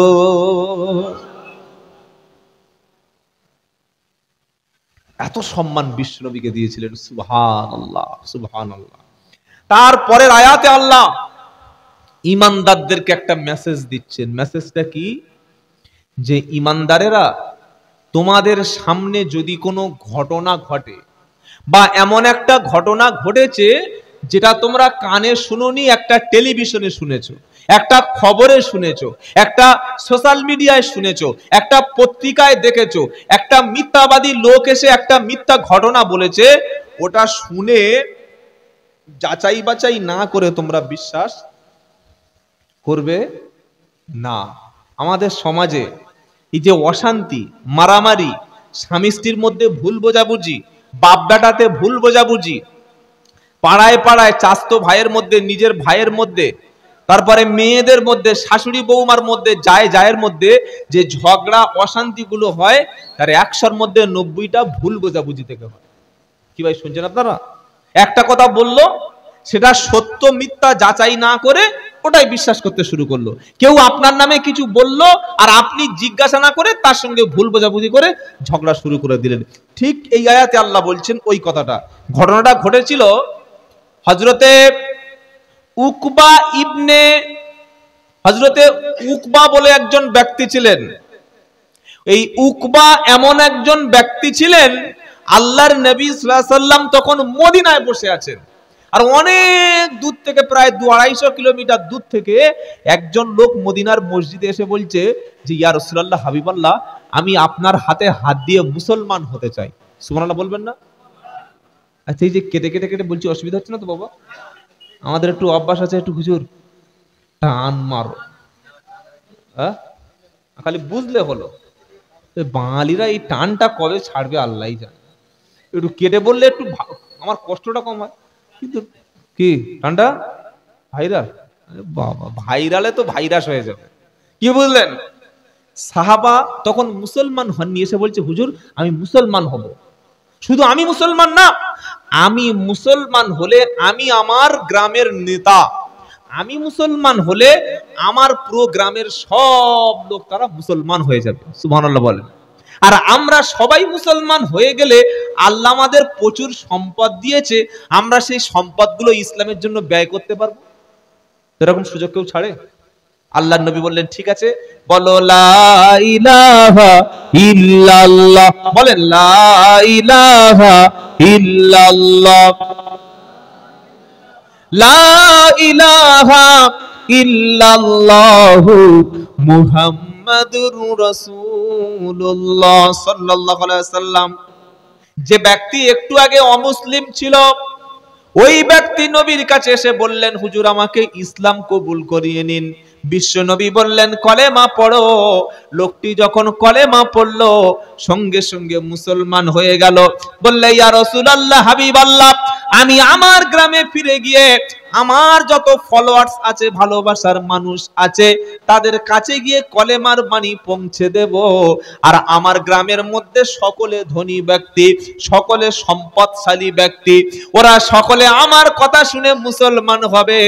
আর 15 কিংবা 20 দিন পরে মুসলমান হয়ে গেলে তাদের সম্পদ আছে, ওই সম্পদের জাকাতের অংশ আমি আপনার কাছে পৌঁছে দেব।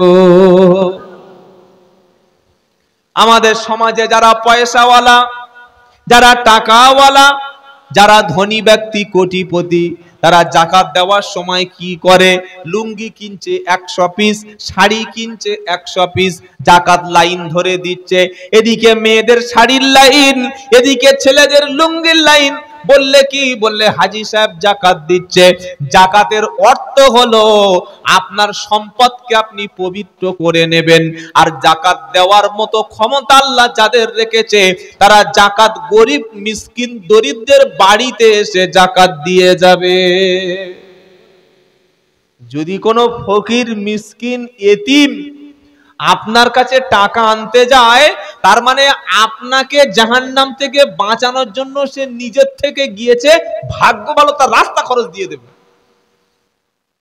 জাকাত নিতে এসছে মনে করলে ভিক্ষা করতে এসছে, জাকাত ভিক্ষা নয়, ওটা গরিবের হক, গরিবের অধিকার, এতিম মিসকিনের অধিকার। আর আমরা জাকাত দিয়ে মনে করি আমরা ওর উপরে দয়া করেছি, কি ভাই? হ্যাঁ, জাকাত দিয়ে মনে করি ওর উপরে করুণা করেছি, ও আমার কাছে মুখাপেক্ষী। আল্লাহ বলছে না, জাকাত অধিকার হলো তাকে দিয়ে আসবে। যে সাহাবাটা নতুন ইসলাম কবুল করেছে তার নাম হলো হযরতে হারিস রাদিয়াল্লাহু তাআলা আনহু। তিনি বিশ্ব নবীকে বললেন, হুজুর সাপোজ নভেম্বর মাসের 18 তারিখে আপনি কিছু সাহাবাকে পাঠিয়ে দেবেন, আমার গ্রামে প্রচুর সম্পদশালী ব্যক্তি আছে, তারা টাকা পয়সা সম্পদগুলো, স্বর্ণগুলি, ধান গম জবগুলি, উটগুলি, ছাগলগুলি, আমি সাহাবা হারিস ওই সম্পদগুলি জাকাতগুলো বার করে এক জায়গায় জমা করব। নভেম্বর মাসের 18 তারিখে আপনার সাহাবা গিয়ে ওই সমস্ত জাকাতের সম্পদগুলি মদিনার মসজিদে পৌঁছে দেবে। জোরে বলুন। নভেম্বর মাসের 18 তারিখ সাপোজ নবী পাঠিয়ে দিলেন উকবাকে, বললেন যাও উকবা, চলে যাও ওই গ্রামে, চলে যাও ওই গ্রামে একজন নতুন মুসলমান হয়েছে, তার কথা শুনে সকলে মুসলমান হয়ে যাবে। আর সেই ব্যক্তি গ্রামের সমস্ত ব্যক্তিদের জাকাতের মালগুলি সংগ্রহ করে আমি বিশ্বনবী আমারও দরবারে পৌঁছে দেবে। জোরে বলুন। কাকে পাঠালেন? উকবা। উকবাকে পাঠালেন, যা চলে যাও। আর যার কাছ থেকে জাকাত আনবে তার নাম হচ্ছে হারিস, সে ওই দেশের ওই গ্রামের নেতা। উকবা যেতে যেতে কিছু দূর যাওয়ার পরে ওই মহল্লায় ঢুকতে যাবেন। কোন মহল্লায়? ওই যে নতুন মুসলমান হয়েছে, সব কথা বুঝতে পারছেন, সকলে জাকাত নিয়ে বসে আছে আর শত শত লোক মুসলমান হয়ে গেছে হারিসের কথা শুনে। হযরতে হারিস রাদিয়াল্লাহু তাআলা আনহু জাকাত দেবে বলে বসে আছে নভেম্বরের 18 তারিখ সকালবেলা। হাদিসে কিন্তু নভেম্বর লেখা নেই, কোরআনে লেখা নেই, এটা বোঝানোর জন্য বলছি। জাকাতের ঘোড়া, জাকাতের উট সম্পদগুলি সব রেডি হয়ে আছে, মদিনায় পৌঁছে দেবে। আর হারিস রাদিয়াল্লাহু তাআলা আনহু তার গ্রামের মানুষের কাছে বলেছে, বিশ্ব নবী লোক পাঠাবে মানে পাঠাবে, কারণ আল্লাহর নবী কখনো ওয়াদা খেলাফ করেন না। জোরে বলুন। দুপুর হয়ে গেল, লোক নাই। আসর হয়ে গেল, লোক নাই। মাগরিব হয়ে গেল, কোনো লোক আসে না। গ্রামের লোক বলতে শুরু করলো, কিরে তুই তো বললি মুহাম্মদ সাল্লাল্লাহু আলাইহি সাল্লাম জীবনে কখনো মিথ্যা কথা বলে না, কিন্তু সন্ধ্যা হয়ে গেল, 18 তারিখ হয়ে গেল, নবীর লোক কই? ব্যাপারটা কি? তুই তো এবার চিটিংবাজ হয়ে যাবি, মিথ্যাবাদী হয়ে যাবি। ওদিকে নবী যাকে পাঠালো সে গ্রামের মধ্যে প্রবেশ করে সবে মুখের কাছে গেল, গিয়ে ফিরে চলে আসলো, গ্রামের মধ্যে প্রবেশ করলো না। এসে বিশ্ব নবীর কাছে বলছে, নবী আমি যখন গ্রামে পৌঁছে গিয়েছিলাম, ওই গ্রামের মধ্য থেকে শত শত মানুষ তারা আমার দিকে মারতে আসছিল, ওখানে মসজিদ দেখতে পাইনি, কোনো মুসলমানকে দেখতে পাইনি। কোথায় আপনার জাকাত? কোথায় আপনার সম্পদ? কোথায় আপনার হারেস যে আপনাকে জাকাত দেবে বলেছিল, মিথ্যা কথা বলেছে? সেখানে মসজিদ দেখতে পাই নাই, নামাজ পড়তে কাউকে দেখি নাই, টুপি দাড়ি পাঞ্জাবি কোরআনওয়ালা কাউকে দেখতে পাই নাই। মাশাআল্লাহ, জাযাকাল্লাহ, যেটা চাইছিলাম সেটা পেয়ে গেছি, আলহামদুলিল্লাহ। কাউকে দেখতে পাইনি। হুজুর সে লোক কই? এ উকবা যাকে জাকাতের মাল আনতে পাঠিয়েছিল, ও গিয়ে মাঝখান থেকে ফিরে চলে এসেছে। শুনছেন আপনারা? ফিরে এসে আর আল্লাহর নবীর সঙ্গে মিছে মিছে বলছে, হুজুর কি ভয়ঙ্কর অবস্থা, সব লোক আমাকে তেড়ে আসছে, কারোর হাতে ওই ছুরি, কারোর হাতে তীর তরবারি, মানে মেরেই ফেলে দিচ্ছিল, আমাকে তো পালিয়ে চলে এসেছি। বলে জাকাত দেয়নি? বললে কি বলছি বুঝতে পারছেন না? ওরা আমাকে মেরে দিচ্ছিল, পালিয়ে এসেছি, জীবন এনেছি, ভাগ্য ভালো জাকাত দূরের কথা। আল্লাহর নবী সাল্লাল্লাহু আলাইহি ওয়াসাল্লাম বললেন, এরকম বড় চিটিংবাজ পৃথিবীতে আছে? এত বড় মিথ্যা কথা? হ্যাঁ, যে আমার কাছে মুসলমান হয়ে গেল। বললে হুজুর গিয়ে দেখি একটাও মুসলমান নাই, সব মুরতাদ হয়ে গেছে, মসজিদ নাই, আল্লাহ নাই, কিচ্ছু নাই, কোথায় সে লোক, জাকাত পাত কিছু নাই, জীবন বাঁচিয়ে চলে এসেছে।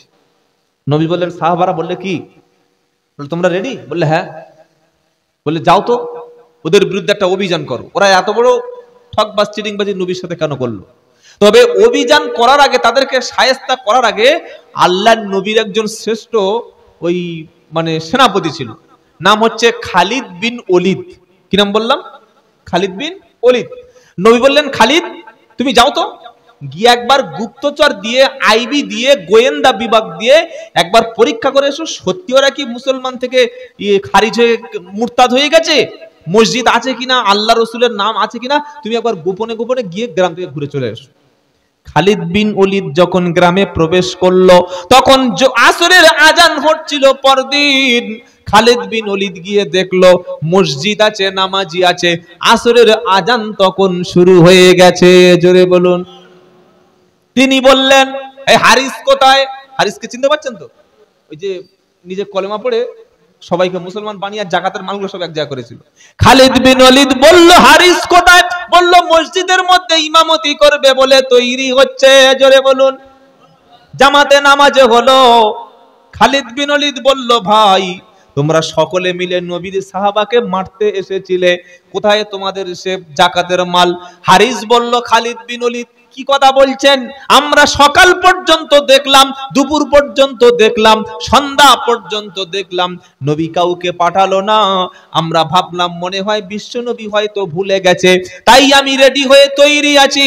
কাল সকাল বেলা যখন হবে, উটের উপরে সওয়ার হয়ে জাকাতের সম্পদগুলো, গমগুলো, জবগুলো, অর্থগুলো সবগুলো নিয়ে আমরা মুসলমানদের নিয়ে বিশ্ব নবীর সামনে হাজির হব। জোরে বলুন সুবহানাল্লাহ। মাঝখান থেকে উকবা কিন্তু কি করলো? প্রতারণা করলো, মিথ্যা সংবাদ দিল। আল্লাহর নবীর সাহাবা হারিসের কথা শুনে নবীর পাঠানো লোক খালিদ বিন ওলিদ বলল, ভাই এত বড় মিথ্যা কথা তো কোনোদিন শুনি নাই। উকবা গিয়ে নবীর কাছে বলল, হুজুর আমাদেরকে মারতে এসেছে, বিশ্ব নবী বিশাল বড় একটা সেনাবাহিনীর টিম পাঠিয়ে দিয়েছে তোমাদের সবার উপরে আক্রমণ করার জন্য। তাহলে ভুল বোঝাবুঝি হয়ে গেছে, চলো এখন সকলে মদিনার মসজিদে যাই। মদিনার মসজিদে গিয়ে বিশ্ব নবীর সামনে যখন পৌঁছে গেল, হযরতে বেলাল তখন আজান দিতে শুরু করলো, আজানের সময় হয়ে গেছে। হারিস বললেন, ইয়া রাসূলুল্লাহ, হাবিবাল্লাহ, আমরা তো সকাল থেকে রেডি, কোনো লোক নাই, আর নবী বলছে, ফিরে এসে বলছে জাকাতের মাল নাই। করকম কথা হচ্ছে, কথা করকম হচ্ছে, জোরে বলেন। এরকম লোক আমাদের সমাজে আছে কিন্তু। কি বুঝলেন? ঘটনা যখন ঘটে ছিল না, দেখে নাই, সাক্ষী দেওয়ার সময় বলছে আমি রাজ সাক্ষী। পাকা মিথ্যা কথা। কি বুঝলেন? মিথ্যা খবর পরিবেশন করে দিচ্ছে। আল্লাহর নবীর কাছে যখন পৌঁছে গেল, নবী পাক সাল্লাল্লাহু আলাইহি সাল্লাম তাকে সান্ত্বনা দিলেন, আর এবার ওকে খুঁজতে শুরু করলে, সে উকবা কোথায় গেল, কোথায় গেল, পাওয়া যাচ্ছে না, ও থাকে। কি বুঝলেন? এবার কোরআন এসে গেল, কি বললো? ইয়া আইয়ুহাল্লাযীনা আমানু,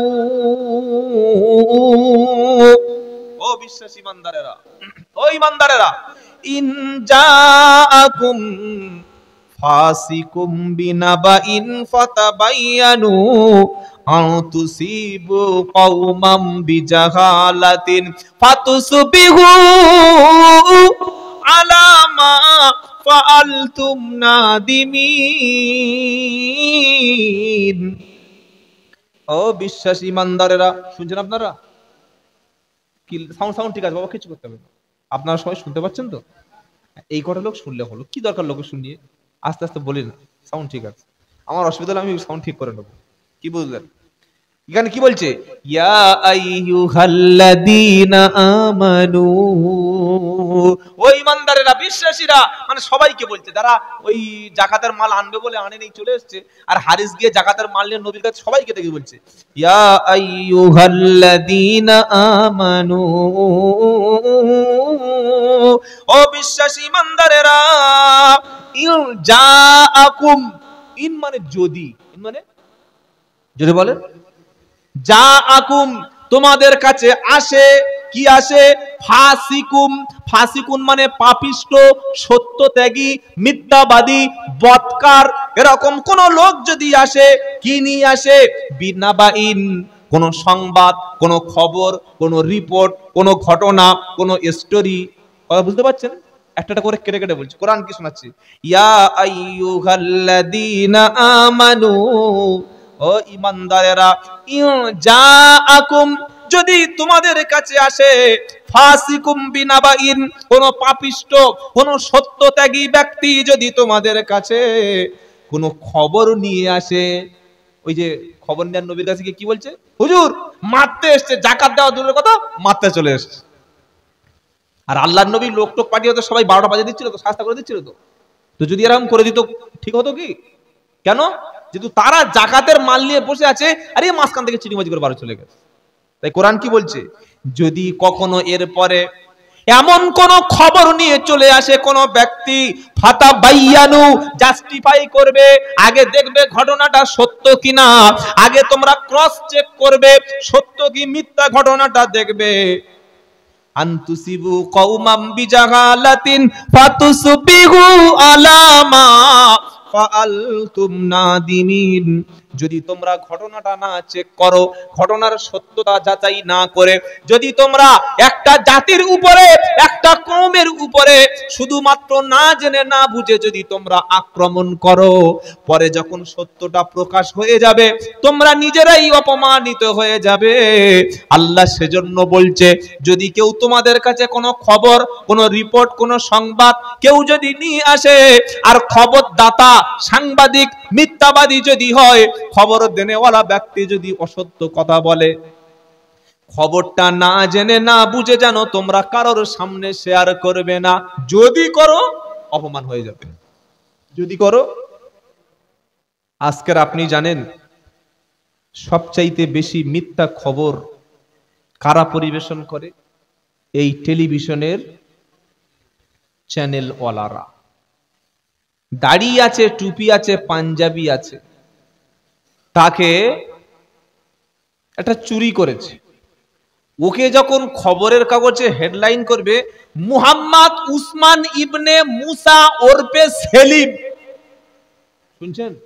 হ্যাঁ, মানে মুহাম্মদ নামটা তার সঙ্গে জুড়ে দেবে, আর ছবিটা খবরের ফার্স্ট পেজে বড় বড় করে লিখবে।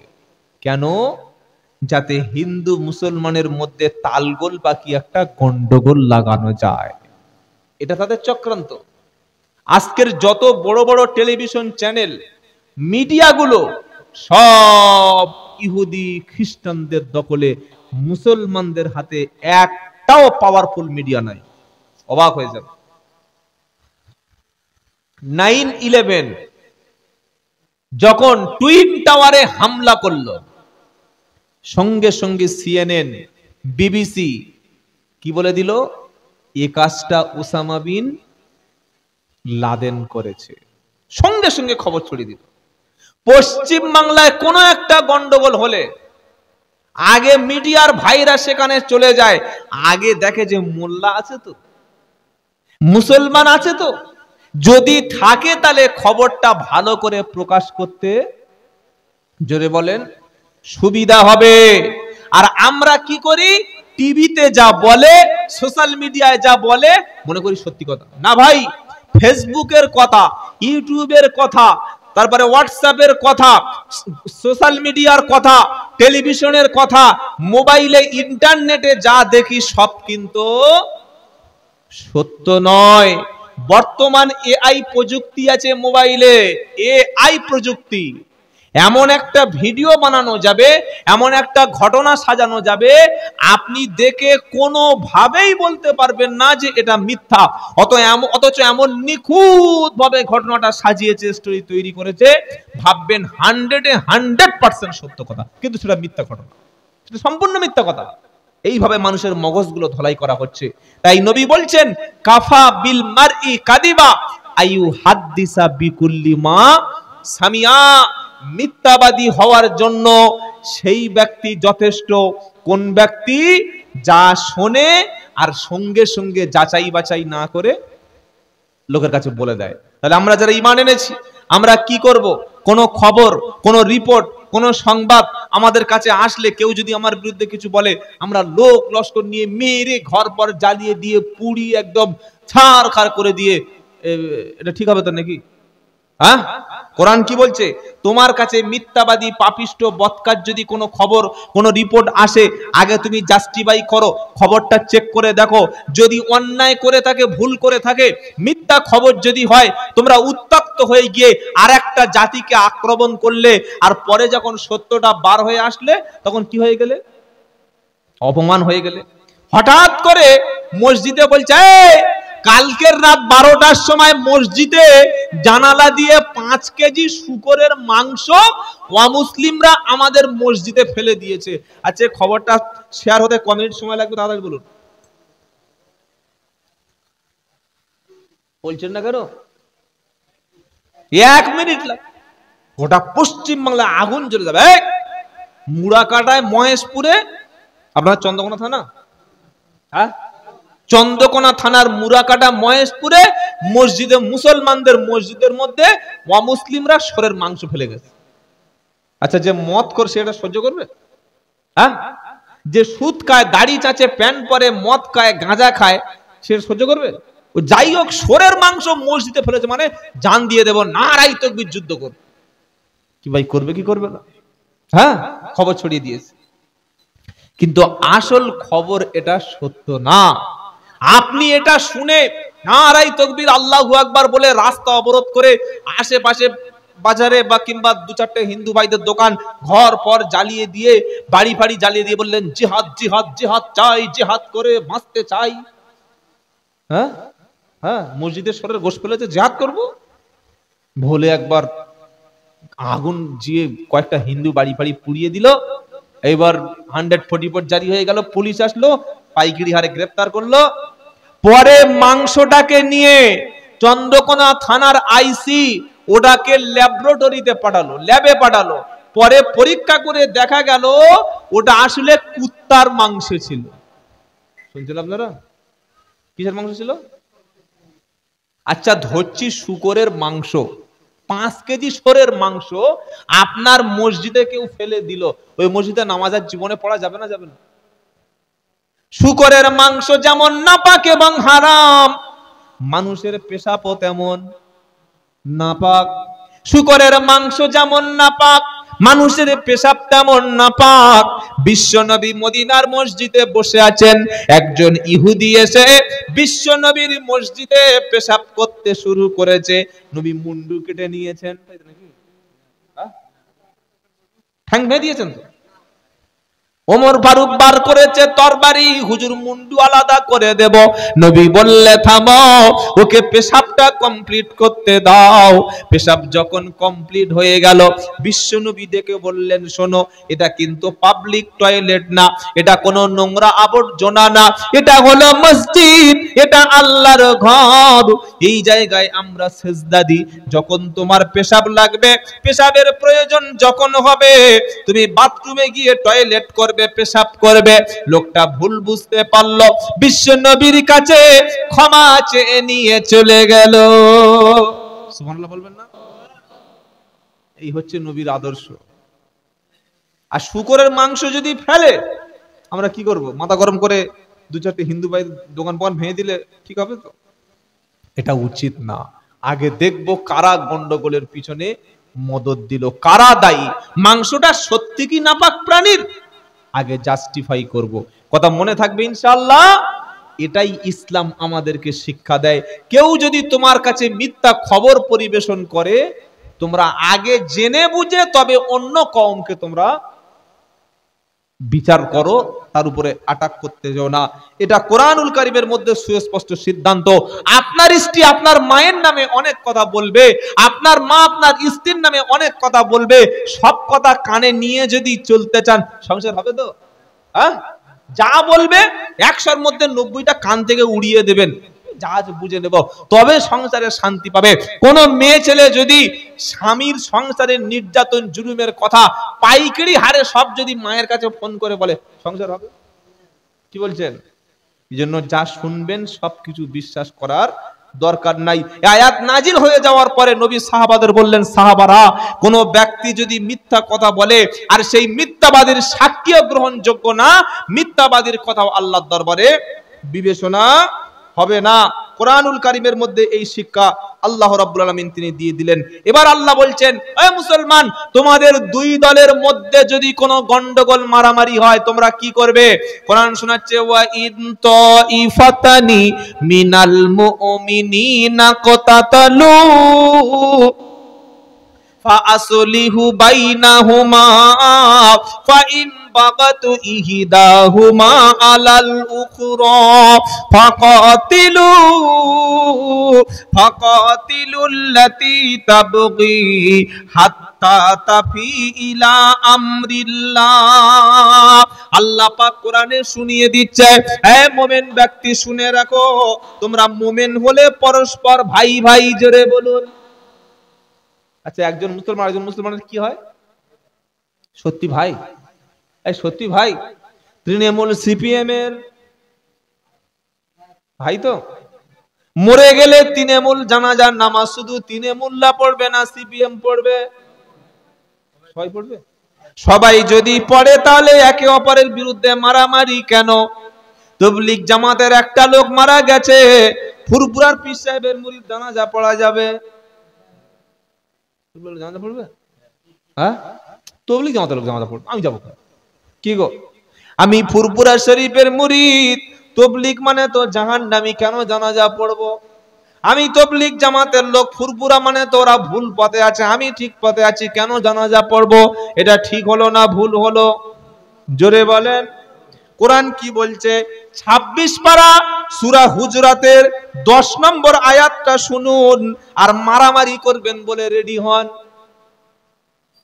আপনি তো উস্কানি দিয়ে চলে যাচ্ছেন, আয়াতটা শুনুন আগে। ইন্নামাল মুমিনুনা ইখওয়াতুন ফাআসলিহু বাইনা আকওয়াইকুম ওয়াত্তাকুল্লাহা লাআল্লাকুম তুরহামুন। ইন্নামাল মুমিনুনা, আল্লাহ বলছে বিশ্বের মুমিনেরা, ইখওয়াতুন, মুমিনরা হলো পরস্পর ভাই ভাই। মুমিনরা কি?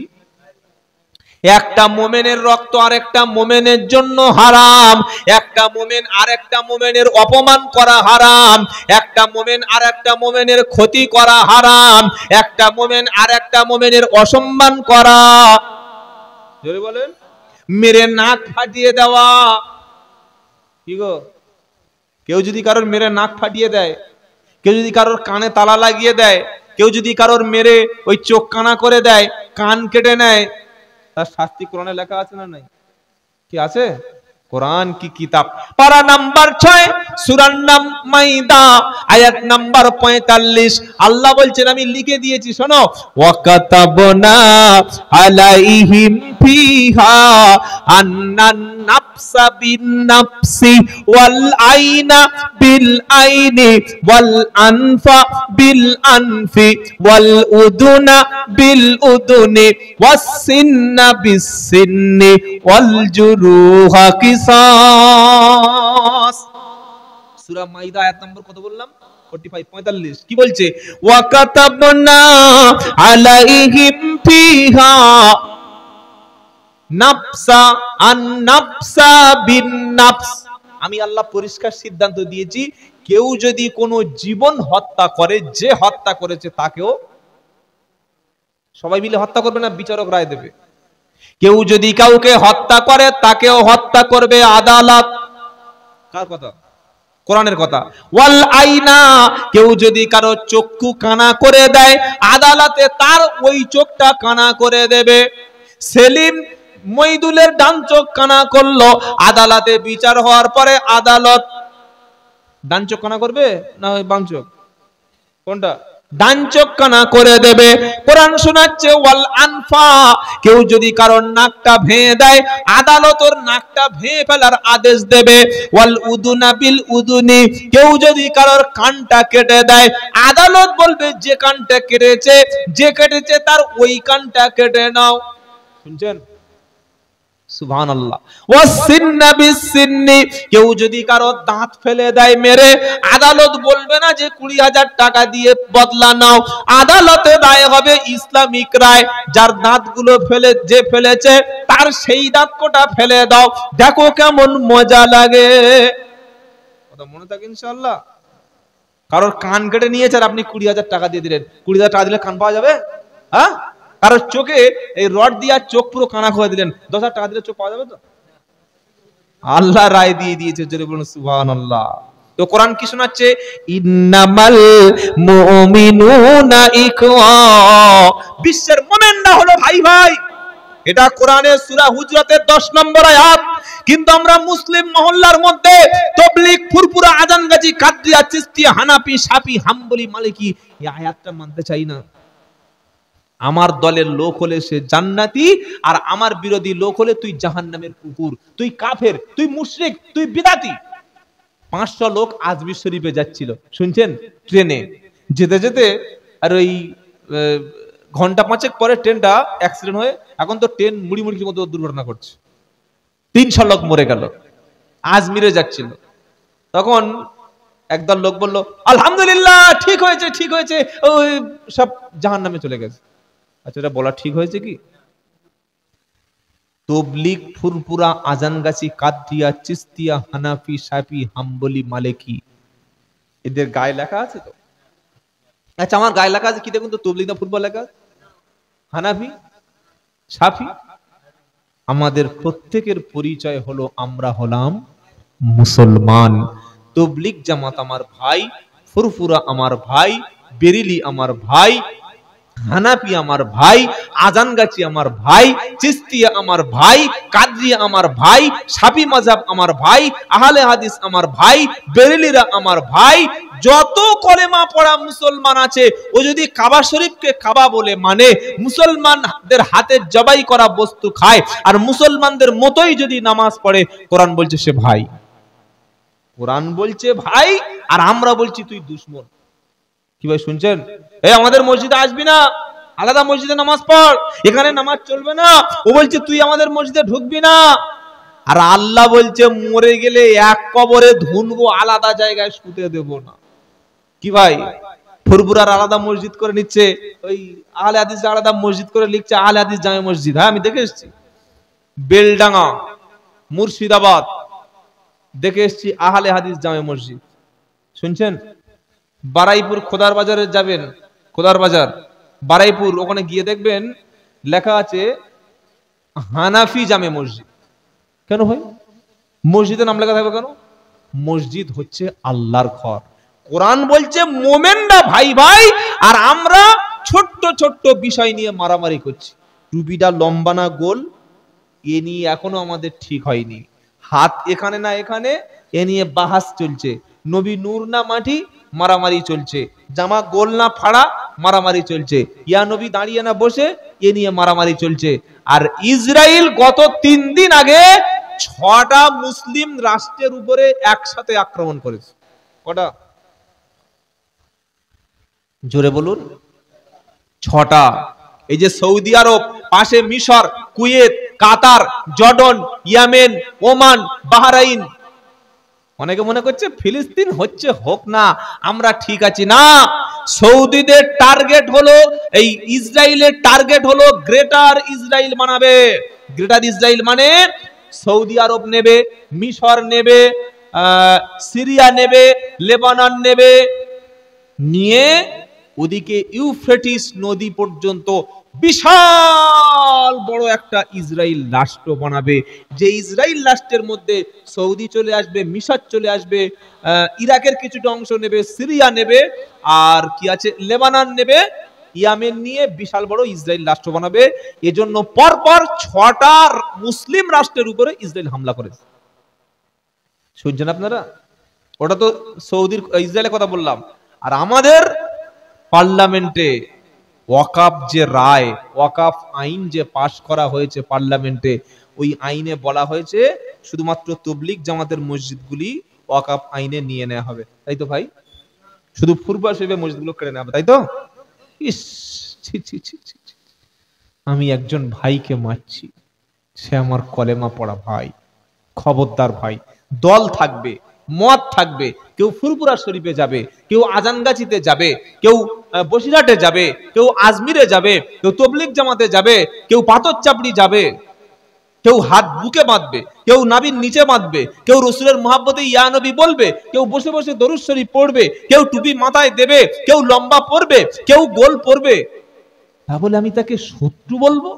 আল্লাহ যেখানে বলছে ইন্নামাল মুমিনুনা ইখওয়া, এই আয়াতটা কেটে বাদ দেন কোরআন থেকে। তাহলে আল্লাহ বলছে মুমিনরা ভাই ভাই, আর আমরা মৌলবি বলছি ও জাহান্নামী, ও জাহান্নামের কুকুর, ও শুকর, ও মৌলবি খারাপ, ও মুফতি সাহেব খারাপ, ও আলেম খারাপ, ও খারাপ।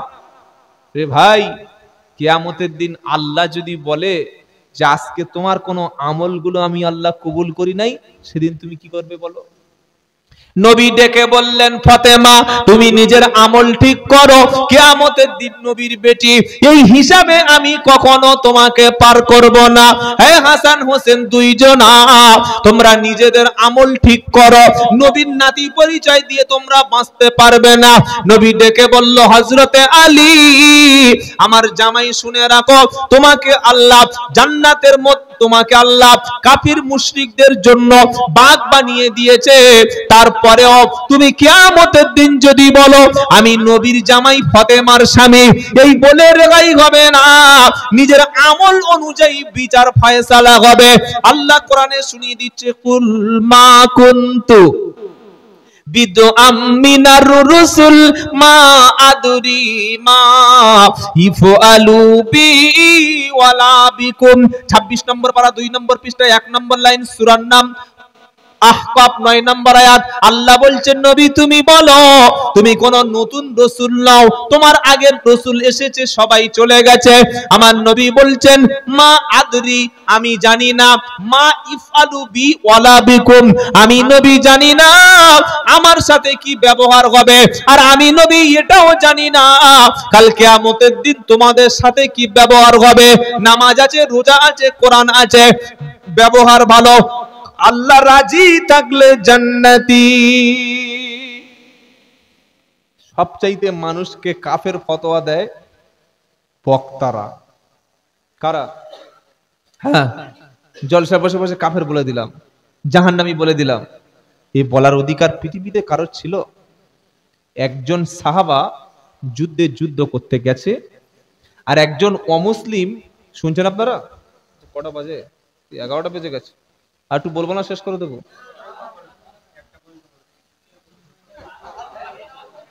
চা খাওয়া হয়ে গেল, বললে 1টা পর্যন্ত। আচ্ছা আয়াতটা শেষ করি নাকি? আয়াতটা বলে 1টা পর্যন্ত বলো। হ্যাঁ, তাতে 1 লাখ টাকা দিতে হবে। বলে 1 লাখ দেবো। টাকা ওরকম ডিমান্ড করে বক্তব্য করার লোক আমি নেবো, সে অন্য বক্তা আছে 20-30 হাজার টাকা, তাদের আনবে। বাবাজিরা, আল্লাহ আল্লাহ ভাইয়েরা, কয়েকটা কথা মূল্যবান বলি, তারপরে শেষ করে দেবো।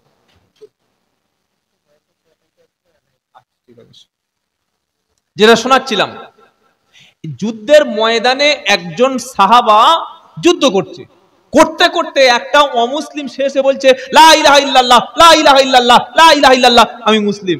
শুনছেন আপনারা? তো যেই বলছে লা ইলাহা ইল্লাল্লাহ, খ্যাচ করে গলা কেটে নিয়েছে।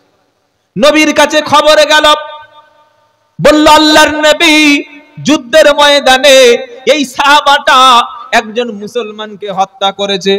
নবী বললে, এদিকে এসো। এখানে শুনেছি তুমি নাকি যুদ্ধ করতে করতে একজন মুসলমানকে হত্যা করেছো, কারণটা কি বলো? ওই সময় সাহাবা বললেন, হুজুর যখন যুদ্ধ শুরু হলো, ওই ব্যক্তিটা যুদ্ধের প্রথম থেকে শেষ পর্যন্ত মুসলমানদের বিরুদ্ধে যুদ্ধ করছিল, কিন্তু আমি যখন তার গলার কাছে ছুরিটা ধরেছি মারবো বলে, সে তখন বলছে লা ইলাহা ইল্লাল্লাহ, লা ইলাহা ইল্লাল্লাহ, আনা মিনাল মুসলিমিন, আমি তো মুসলমানদের একজন। ইয়া রাসূলুল্লাহ, হাবিবাল্লাহ, ওই লোকটা সত্যিকারে কলেমা পড়েনি, ও মরণের ভয়ে বাঁচার জন্য কলেমা পড়ছিল, তাই আমি ওকে মেরে দিয়েছি। নবী বললে, তওবা পড়ো, আল্লাহ হয়তো এর জন্য তোমাকে ক্ষমা করবে না। ও মরণের ভয়ে কলেমা পড়েছে না সত্যিকার কলেমা পড়েছে, তুমি তার অন্তর কি চিরে দেখেছো? জোরে হবে না? আমি বক্তা বলে দিলাম কাফের, জাহান্নামী, মুশরিক, মুনাফিক, এগুলো বক্তাদের শব্দ। খবরদার, কোনো ব্যক্তিকে জান্নাতি জাহান্নামী এটা বলার ঠিকাদার পৃথিবীতে কাউকে দেয়া হয় নাই। আল্লাহর নবী বলছেন, আমি নবী এটাও জানি না যে আমি জান্নাতি কিনা, তবে আল্লাহ যদি রহমত করে আমি নবী জান্নাতি। জোরে বলবেন না সুবহানাল্লাহ। সাহাবারা বললেন, আপনি নবী নিজেও বলছেন আল্লাহর রহমতে? নবী বললেন, হ্যাঁ, আল্লাহর রহমত ছাড়া কেউ জান্নাতে যাবে না। অথচ বিশ্ব নবী জান্নাতে না গেলে আগে কেউ পা রাখতে পারবে না। নবী তিনি সুপারিশ না করলে আমরা জান্নাত পাবো না। সেই নবী নিজেই বলছেন আল্লাহর রহমত ছাড়া আমি জান্নাতে যাব না। আপনি কি কত বড় বক্তা ভাই, আপনি মানুষকে কাফের জাহান্নামে বলে দিচ্ছেন। আল্লাহ আমাদের সবাইকে বোঝার তৌফিক দান করে, বলুন আল্লাহুম্মা আমিন। খবরদার ভাই, তাবলীগ, ফুরফুরা, আজানগাছি, কাদিয়া, চিশতিয়া, হানাফি, শাফি, হাম্বলি, মালিকি, ওই সিপিএম, কংগ্রেস, তৃণমূল এসব নিয়ে মারামারি করবেন না। ঐক্যবদ্ধ থাকুন।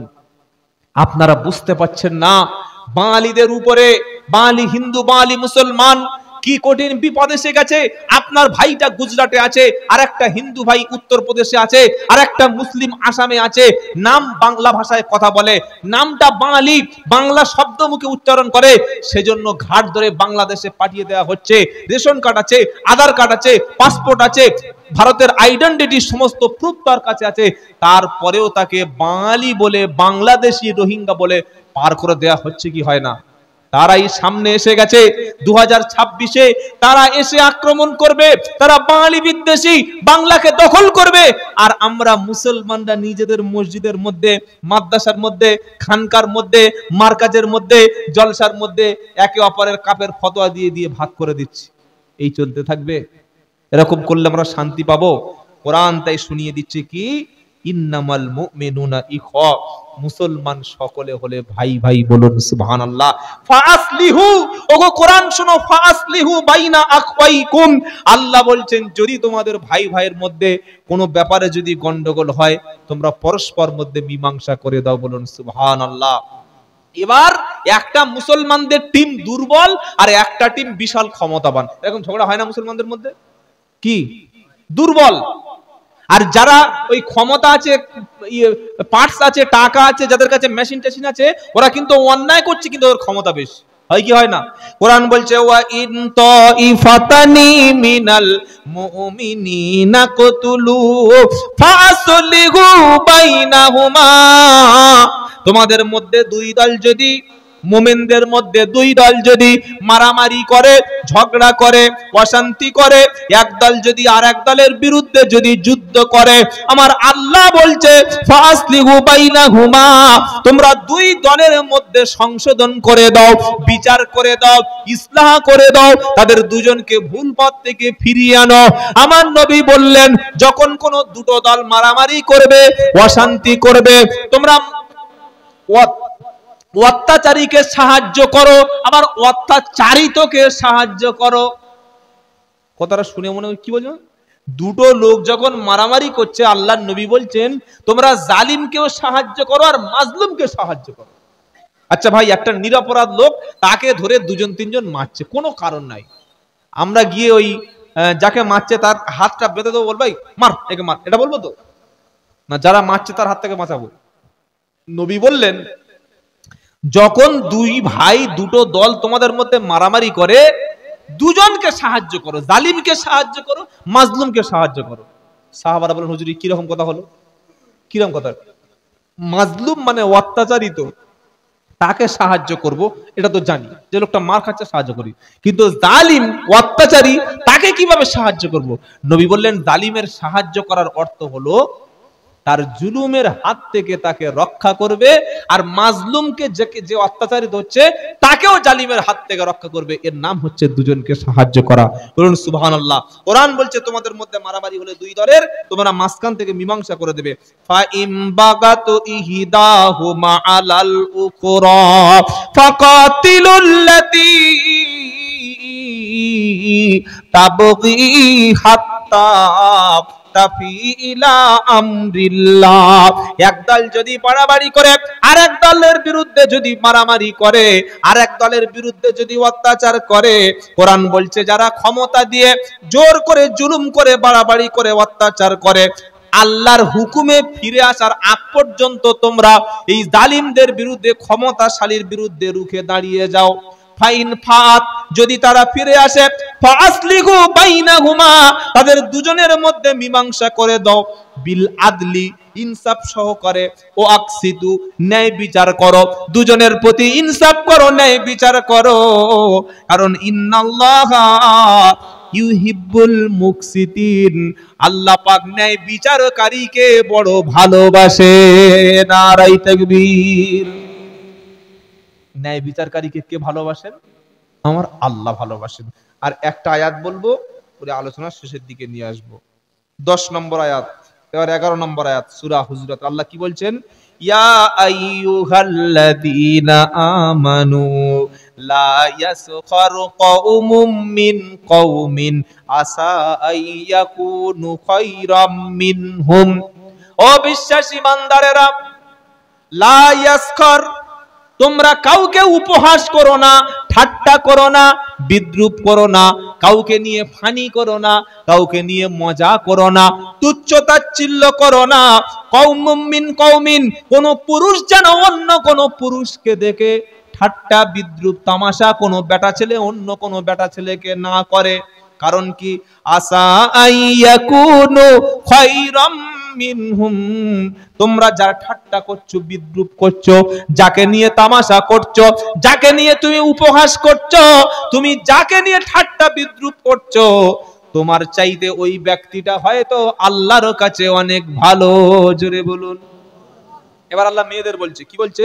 ওয়ালা নিসাউম মিন নিসাইন, কোন নারী যেন অন্য নারীকে তামাশা না করে, উপহাস না করে, ঠাট্টা বিদ্রুপ না করে। আসা আইয়াকুন্না খায়রাম মিনহুন্না, একজন নারী আর একটা বেটে, কালো, খাটো, কুৎসিত, দেখতে খারাপ, এই রকম নারীকে নিয়ে যদি ঠাট্টা বিদ্রুপ তামাশা করে, আল্লাহ বলছে হতে পারে যাকে তোমরা ঠাট্টা করছো, তুমি যার ঠাট্টা করছো, তোমার চাইতে ওই বিদ্রুপ করছো যার বিরুদ্ধে, সেই ব্যক্তি আল্লাহর কাছে অনেক সম্মানের হতে পারে। জোরে বলুন সুবহানাল্লাহ, বলবেন না? নবীর স্ত্রী আম্মা জান আয়েশা সিদ্দিকা রাদিয়াল্লাহু তাআলা আনহা, নবীর আর একটা স্ত্রীর নাম হচ্ছে আম্মা জান সাফিয়া। এই সাফিয়া রাদিয়াল্লাহু তাআলা আনহাকে নবীজি বললেন, তুমি তো বেঁটে। কি বললো?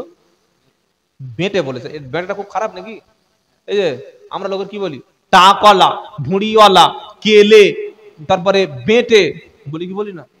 হ্যাঁ, একটু কালো যে কেলে, হ্যাঁ, মাথায় টাক বলছে টাকওয়ালা, ভুঁড়িওয়ালা, তারপরে একটু ছোটবেলার শরীর খারাপ হতো, পচা, খেদো, মুসলমান টাকাটাই করছে।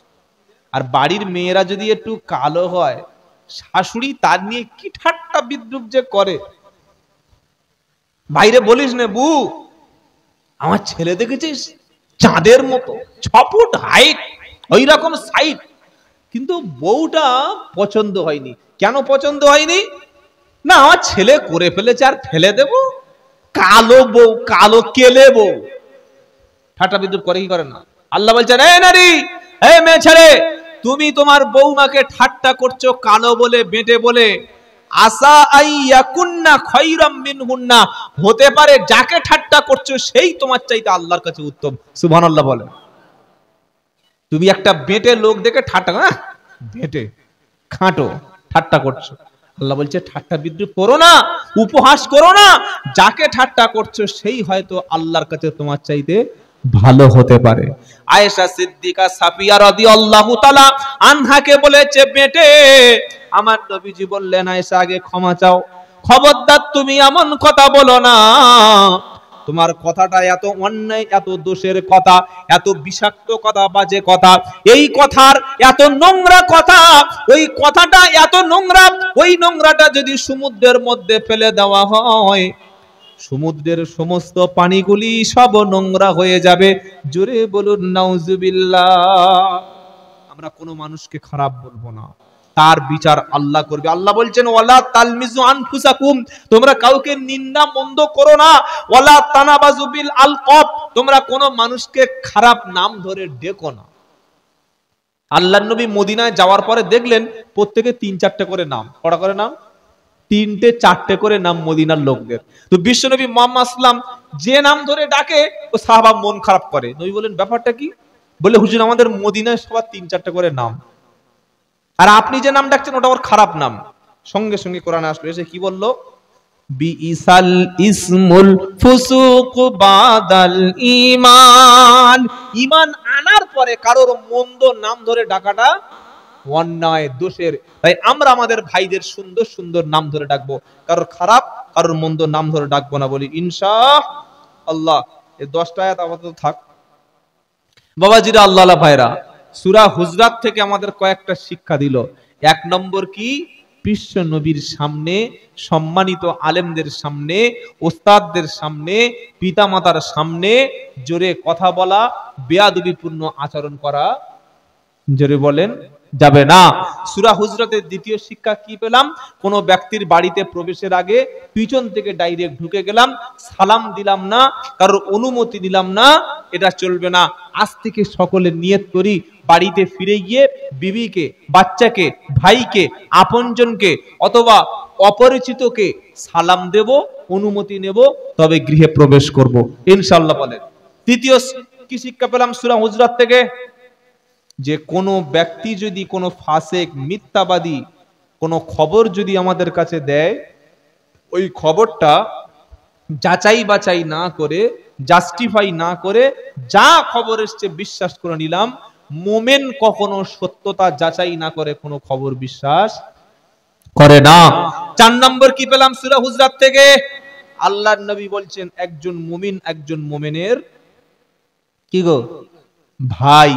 যদি তোমাদের মধ্যে কোনো গন্ডগোল হয়ে যায়, মসজিদ মাদ্রাসা দলাদলি করো না, মারপিট করো না, নিজেদের মধ্যে মীমাংসা করে নাও, ইসলাহ করে নাও, কারণ মুমিন হলো পরস্পর ভাই ভাই। জোরে বলুন সুবহানাল্লাহ।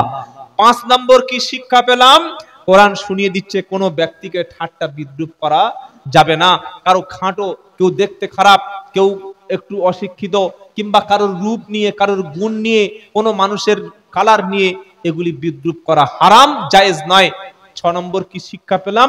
কোনো ব্যক্তির মন্দ নাম ধরে ডাকাডাকি করা, জোরে বলেন, যাবে না। আরো অনেকগুলো গুরুত্বপূর্ণ কথা আছে সূরা হুজরাত থেকে। এই 6টা-7টা শিক্ষা আমরা 8টা-10টা আয়াতের মধ্য থেকে নিলাম। এই শিক্ষাগুলো শুধু আলোচনার মধ্যে বসে শুনে উঠে চলে গেলাম, এর থেকে আমাদের কল্যাণ হবে না। যদি আমরা এই শিক্ষাগুলো বাস্তব জীবনে আমল করতে পারি, কাজে লাগবে, বলুন ইনশাআল্লাহ। একটু জিকির করুন, লা ইলাহা ইল্লাল্লাহ, লা ইলাহা।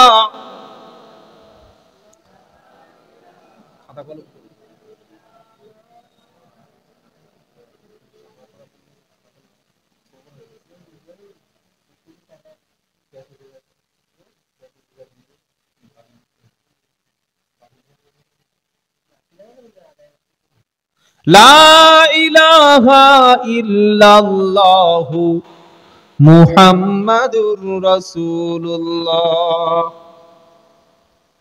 বৃষ্টির রাত মানে ঘুমানোর রাত, তাই তো? আপনারা যে বসে আছেন আর এসছেন, এটা আমার সৌভাগ্য। এই আমার ভাই আমিরুল মল্লিক ভাই বসে আছে, বাড়ি থেকে বার হয়েছে অন্তত 6বার ফোন করেছে। সাঁতরাগাছি একবার, তারপরে ওই কি বলে আপনার ধুলাগড়ে একবার, বাগনানে একবার, উলুবেড়ি ফোন করে খালি হুজুর আসছেন, ওই বার হয়েছে আসছি। তারপরে দাসপুরে ঢুকে দেখি ওই বকুলতলা ওখানে যা বৃষ্টি আর যা গর্জন, এলাম আজকের ঘুমটা অন্তত গিয়ে ভালো হবে, খাবো আর ঘুমাবো। এসে দেখি যে মাইকও বাজছে আর আপনারাও শুরু করে দিয়েছে। তো বৃষ্টির রাত মানে হচ্ছে ঘুমানোর রাত, তাই তো বাবা? ঠান্ডা আবহাওয়া, একদম খেয়ে একটু রুটি আর মাংস ভাত খেয়ে আর কাঁথা মুড়ি দিয়ে ঘুমালাম এক ঘুমে। আর ঘুম না ভাঙলে, জোরে বলেন, পরকাল। ঘুম ভাঙলে সকাল, ঘুম না ভাঙলে পরকাল। মরতে 1 সেকেন্ড সময় লাগে না। ঘুম ভাঙলে সকাল, ঘুম না ভাঙলে পরকাল। ও মুসলমান, তুমি এই মানুষ অহংকার করো, তোমার মধ্যে হার্ট, হৃৎপিণ্ড অ্যাটাক হতে 1 সেকেন্ড সময় লাগবে। চোখের পাতা পড়বে না, মুখের ভাষা থাকবে না, কানে আওয়াজ যাবে না, তোমার টাকা পয়সা ক্ষমতা এগুলি আর কোনো কাজে। একদিন মাটির ভিতরে হবে ঘর, রে মন আমার কেন বাঁধো দালান ঘর। প্রাণ পাখি যাবে উড়ে পিঞ্জার ছেড়ে, ধরা ধামে সবই রবে তুমি যাবে চলে। প্রাণ পাখি যাবে উড়ে পিঞ্জার ছেড়ে, ধরা ধামে সবই রবে তুমি যাবে চলে। বন্ধু বান্ধব যত মাতা পিতা তারা সুত সকলে হবে তোমারই পর, রে মন আমার কেন বাঁধো দালান ঘর। দেহ তোমার চর্ম চর গলে পৌঁছে যাবে, শিরা উপশিরা গুলি ছিন্ন ভিন্ন হবে। দেহ তোমার চর্ম চর গলে পৌঁছে যাবে, শিরা উপশিরা গুলি ছিন্ন ভিন্ন হবে। মুন্ডু মেরুদণ্ড সবই হবে খণ্ড খণ্ড, মুন্ডু মেরুদণ্ড সবই হবে খণ্ড খণ্ড। মাটির উপরে পড়ে রবে সব, রে মন আমার কেন বাঁধো দালান ঘর। একদিন মাটির ভিতরে হবে ঘর, রে মন আমার। কি ভাই ঠিক কিনা বলেন? দেহের কোনো দাম নাই, আল্লাহর কসম বলছি দেহকে সাজিয়ে লাভ নাই। সাজাবো ঈমান, আমল, ভালো চরিত্র, আখলাক, ভালো ব্যবহার, এটাই কিয়ামতের দিন কাজে লাগবে। দেহর কোনো দাম। ফিট পরিষ্কার, 6 ফুট হাইট, 72 কেজি ওজন, চাঁদের মতো চেহারা, আর আতর মেখেছে আর গোঁফ রেখেছে আর দাড়ি, কিন্তু ব্যবহার এত খারাপ। বউ বলছে আল্লাহ এর তুলে নাও, ছেলে বলছে আল্লাহ যেন ঘরে না ফেরে, ভাই বলছে আল্লাহ মরে না, গ্রামের লোক বলছে হ্যাঁ মালটা এখনো বেঁচে আছে, কোনো দাম আছে? বলেন। রাস্তায় কাগজ কুড়িয়ে খায়, নামাজ পড়ে, সত্য কথা বলে, কালো, দেখতে ভালো নয়, কিন্তু ব্যবহার ভালো। আল্লাহ বলছেন ওই ব্যক্তি আল্লাহর কাছে সম্মানের। বলেন সুবহানাল্লাহ। 1 সপ্তাহ পরে, মরণের পরে মাথার চুলগুলো শরীর থেকে খসে আলাদা হয়ে যাবে, চামড়াগুলো মাটির সঙ্গে পোকার খাবার হয়ে যাবে, আমার পেটটা ফুলবে, পেটটা ফেটে যাবে, নাক চেনা যাবে না, মুখ চেনা যাবে না, মুখটা তখন আলাদা হয়ে ফেটে যাবে, গোটা শরীরে লক্ষ লক্ষ পোকা কবরে চলে আসবে, চর্বি হয়ে যাবে কবরটা। হাতের হাড্ডিগুলো 1 মাস পরে আলাদা, আঙ্গুলগুলো সব আলাদা, মাথার খুলিটা আলাদা হয়ে যাবে। কবর খুললে আব্দুল্লাহ জুবাইরের কোনো চিহ্ন থাকবে না। 5 বছর 10 বছর পরে গ্রামের মানুষ একদিন ভুলেই যাবে যে কবর কোনটা ছিল, নাম থাকবে না, পরিচয় থাকবে না। তাই এই দুনিয়াতে বাহাদুরি দেখিয়ে কোনো লাভ নাই। নামাজ পড়ুন, দান করুন, ভালো আমল করুন। হিন্দু মুসলমান যেই হোক না কেন কারোর সঙ্গে খারাপ আচরণ করবেন না। সকলে বলি ইনশাআল্লাহ, বলি ইনশাআল্লাহ। আমার এই কমিটির ভাইয়েরা বিদায়ের আগে, যাওয়ার আগে আপনাদের কাছে ছোট্ট একটু রিকোয়েস্ট করলো, যদি সম্ভব হয় একটু বলবেন, অসম্ভব হলেও উঠে চলে যাবেন না। আর 5-7 মিনিট সময় নেব আপনাদের কাছ থেকে, কারণ বেশি বক্তব্য করলে মনেও রাখা যাবে না। আর ফজরের নামাজ কাজা, ফজরের নামাজ কাজা করে যদি জলসা হয়, ও জলসায় পুরো একদম বাঁশ চলে যাবে। কি চলে যাবে? পুরো বাঁশ, কিচ্ছু হবে না, বেকার, ফুল বেকার হয়ে যাবে। সেজন্য করে ফজরের নামাজ যেন কাজা না হয়, সেই রকম জলসা শুনুন। কথা মনে থাকবে ইনশাআল্লাহ।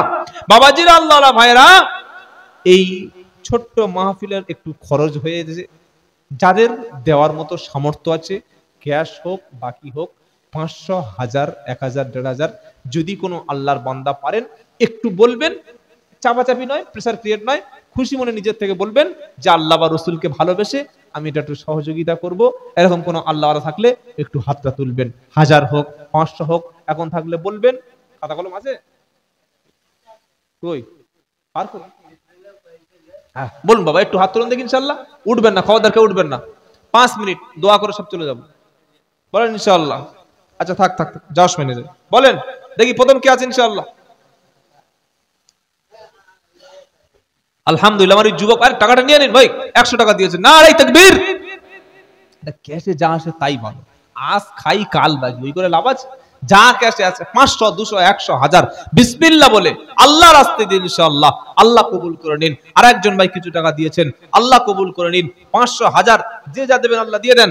500 বা 1000 আছেন আল্লাহর বান্দা, করেন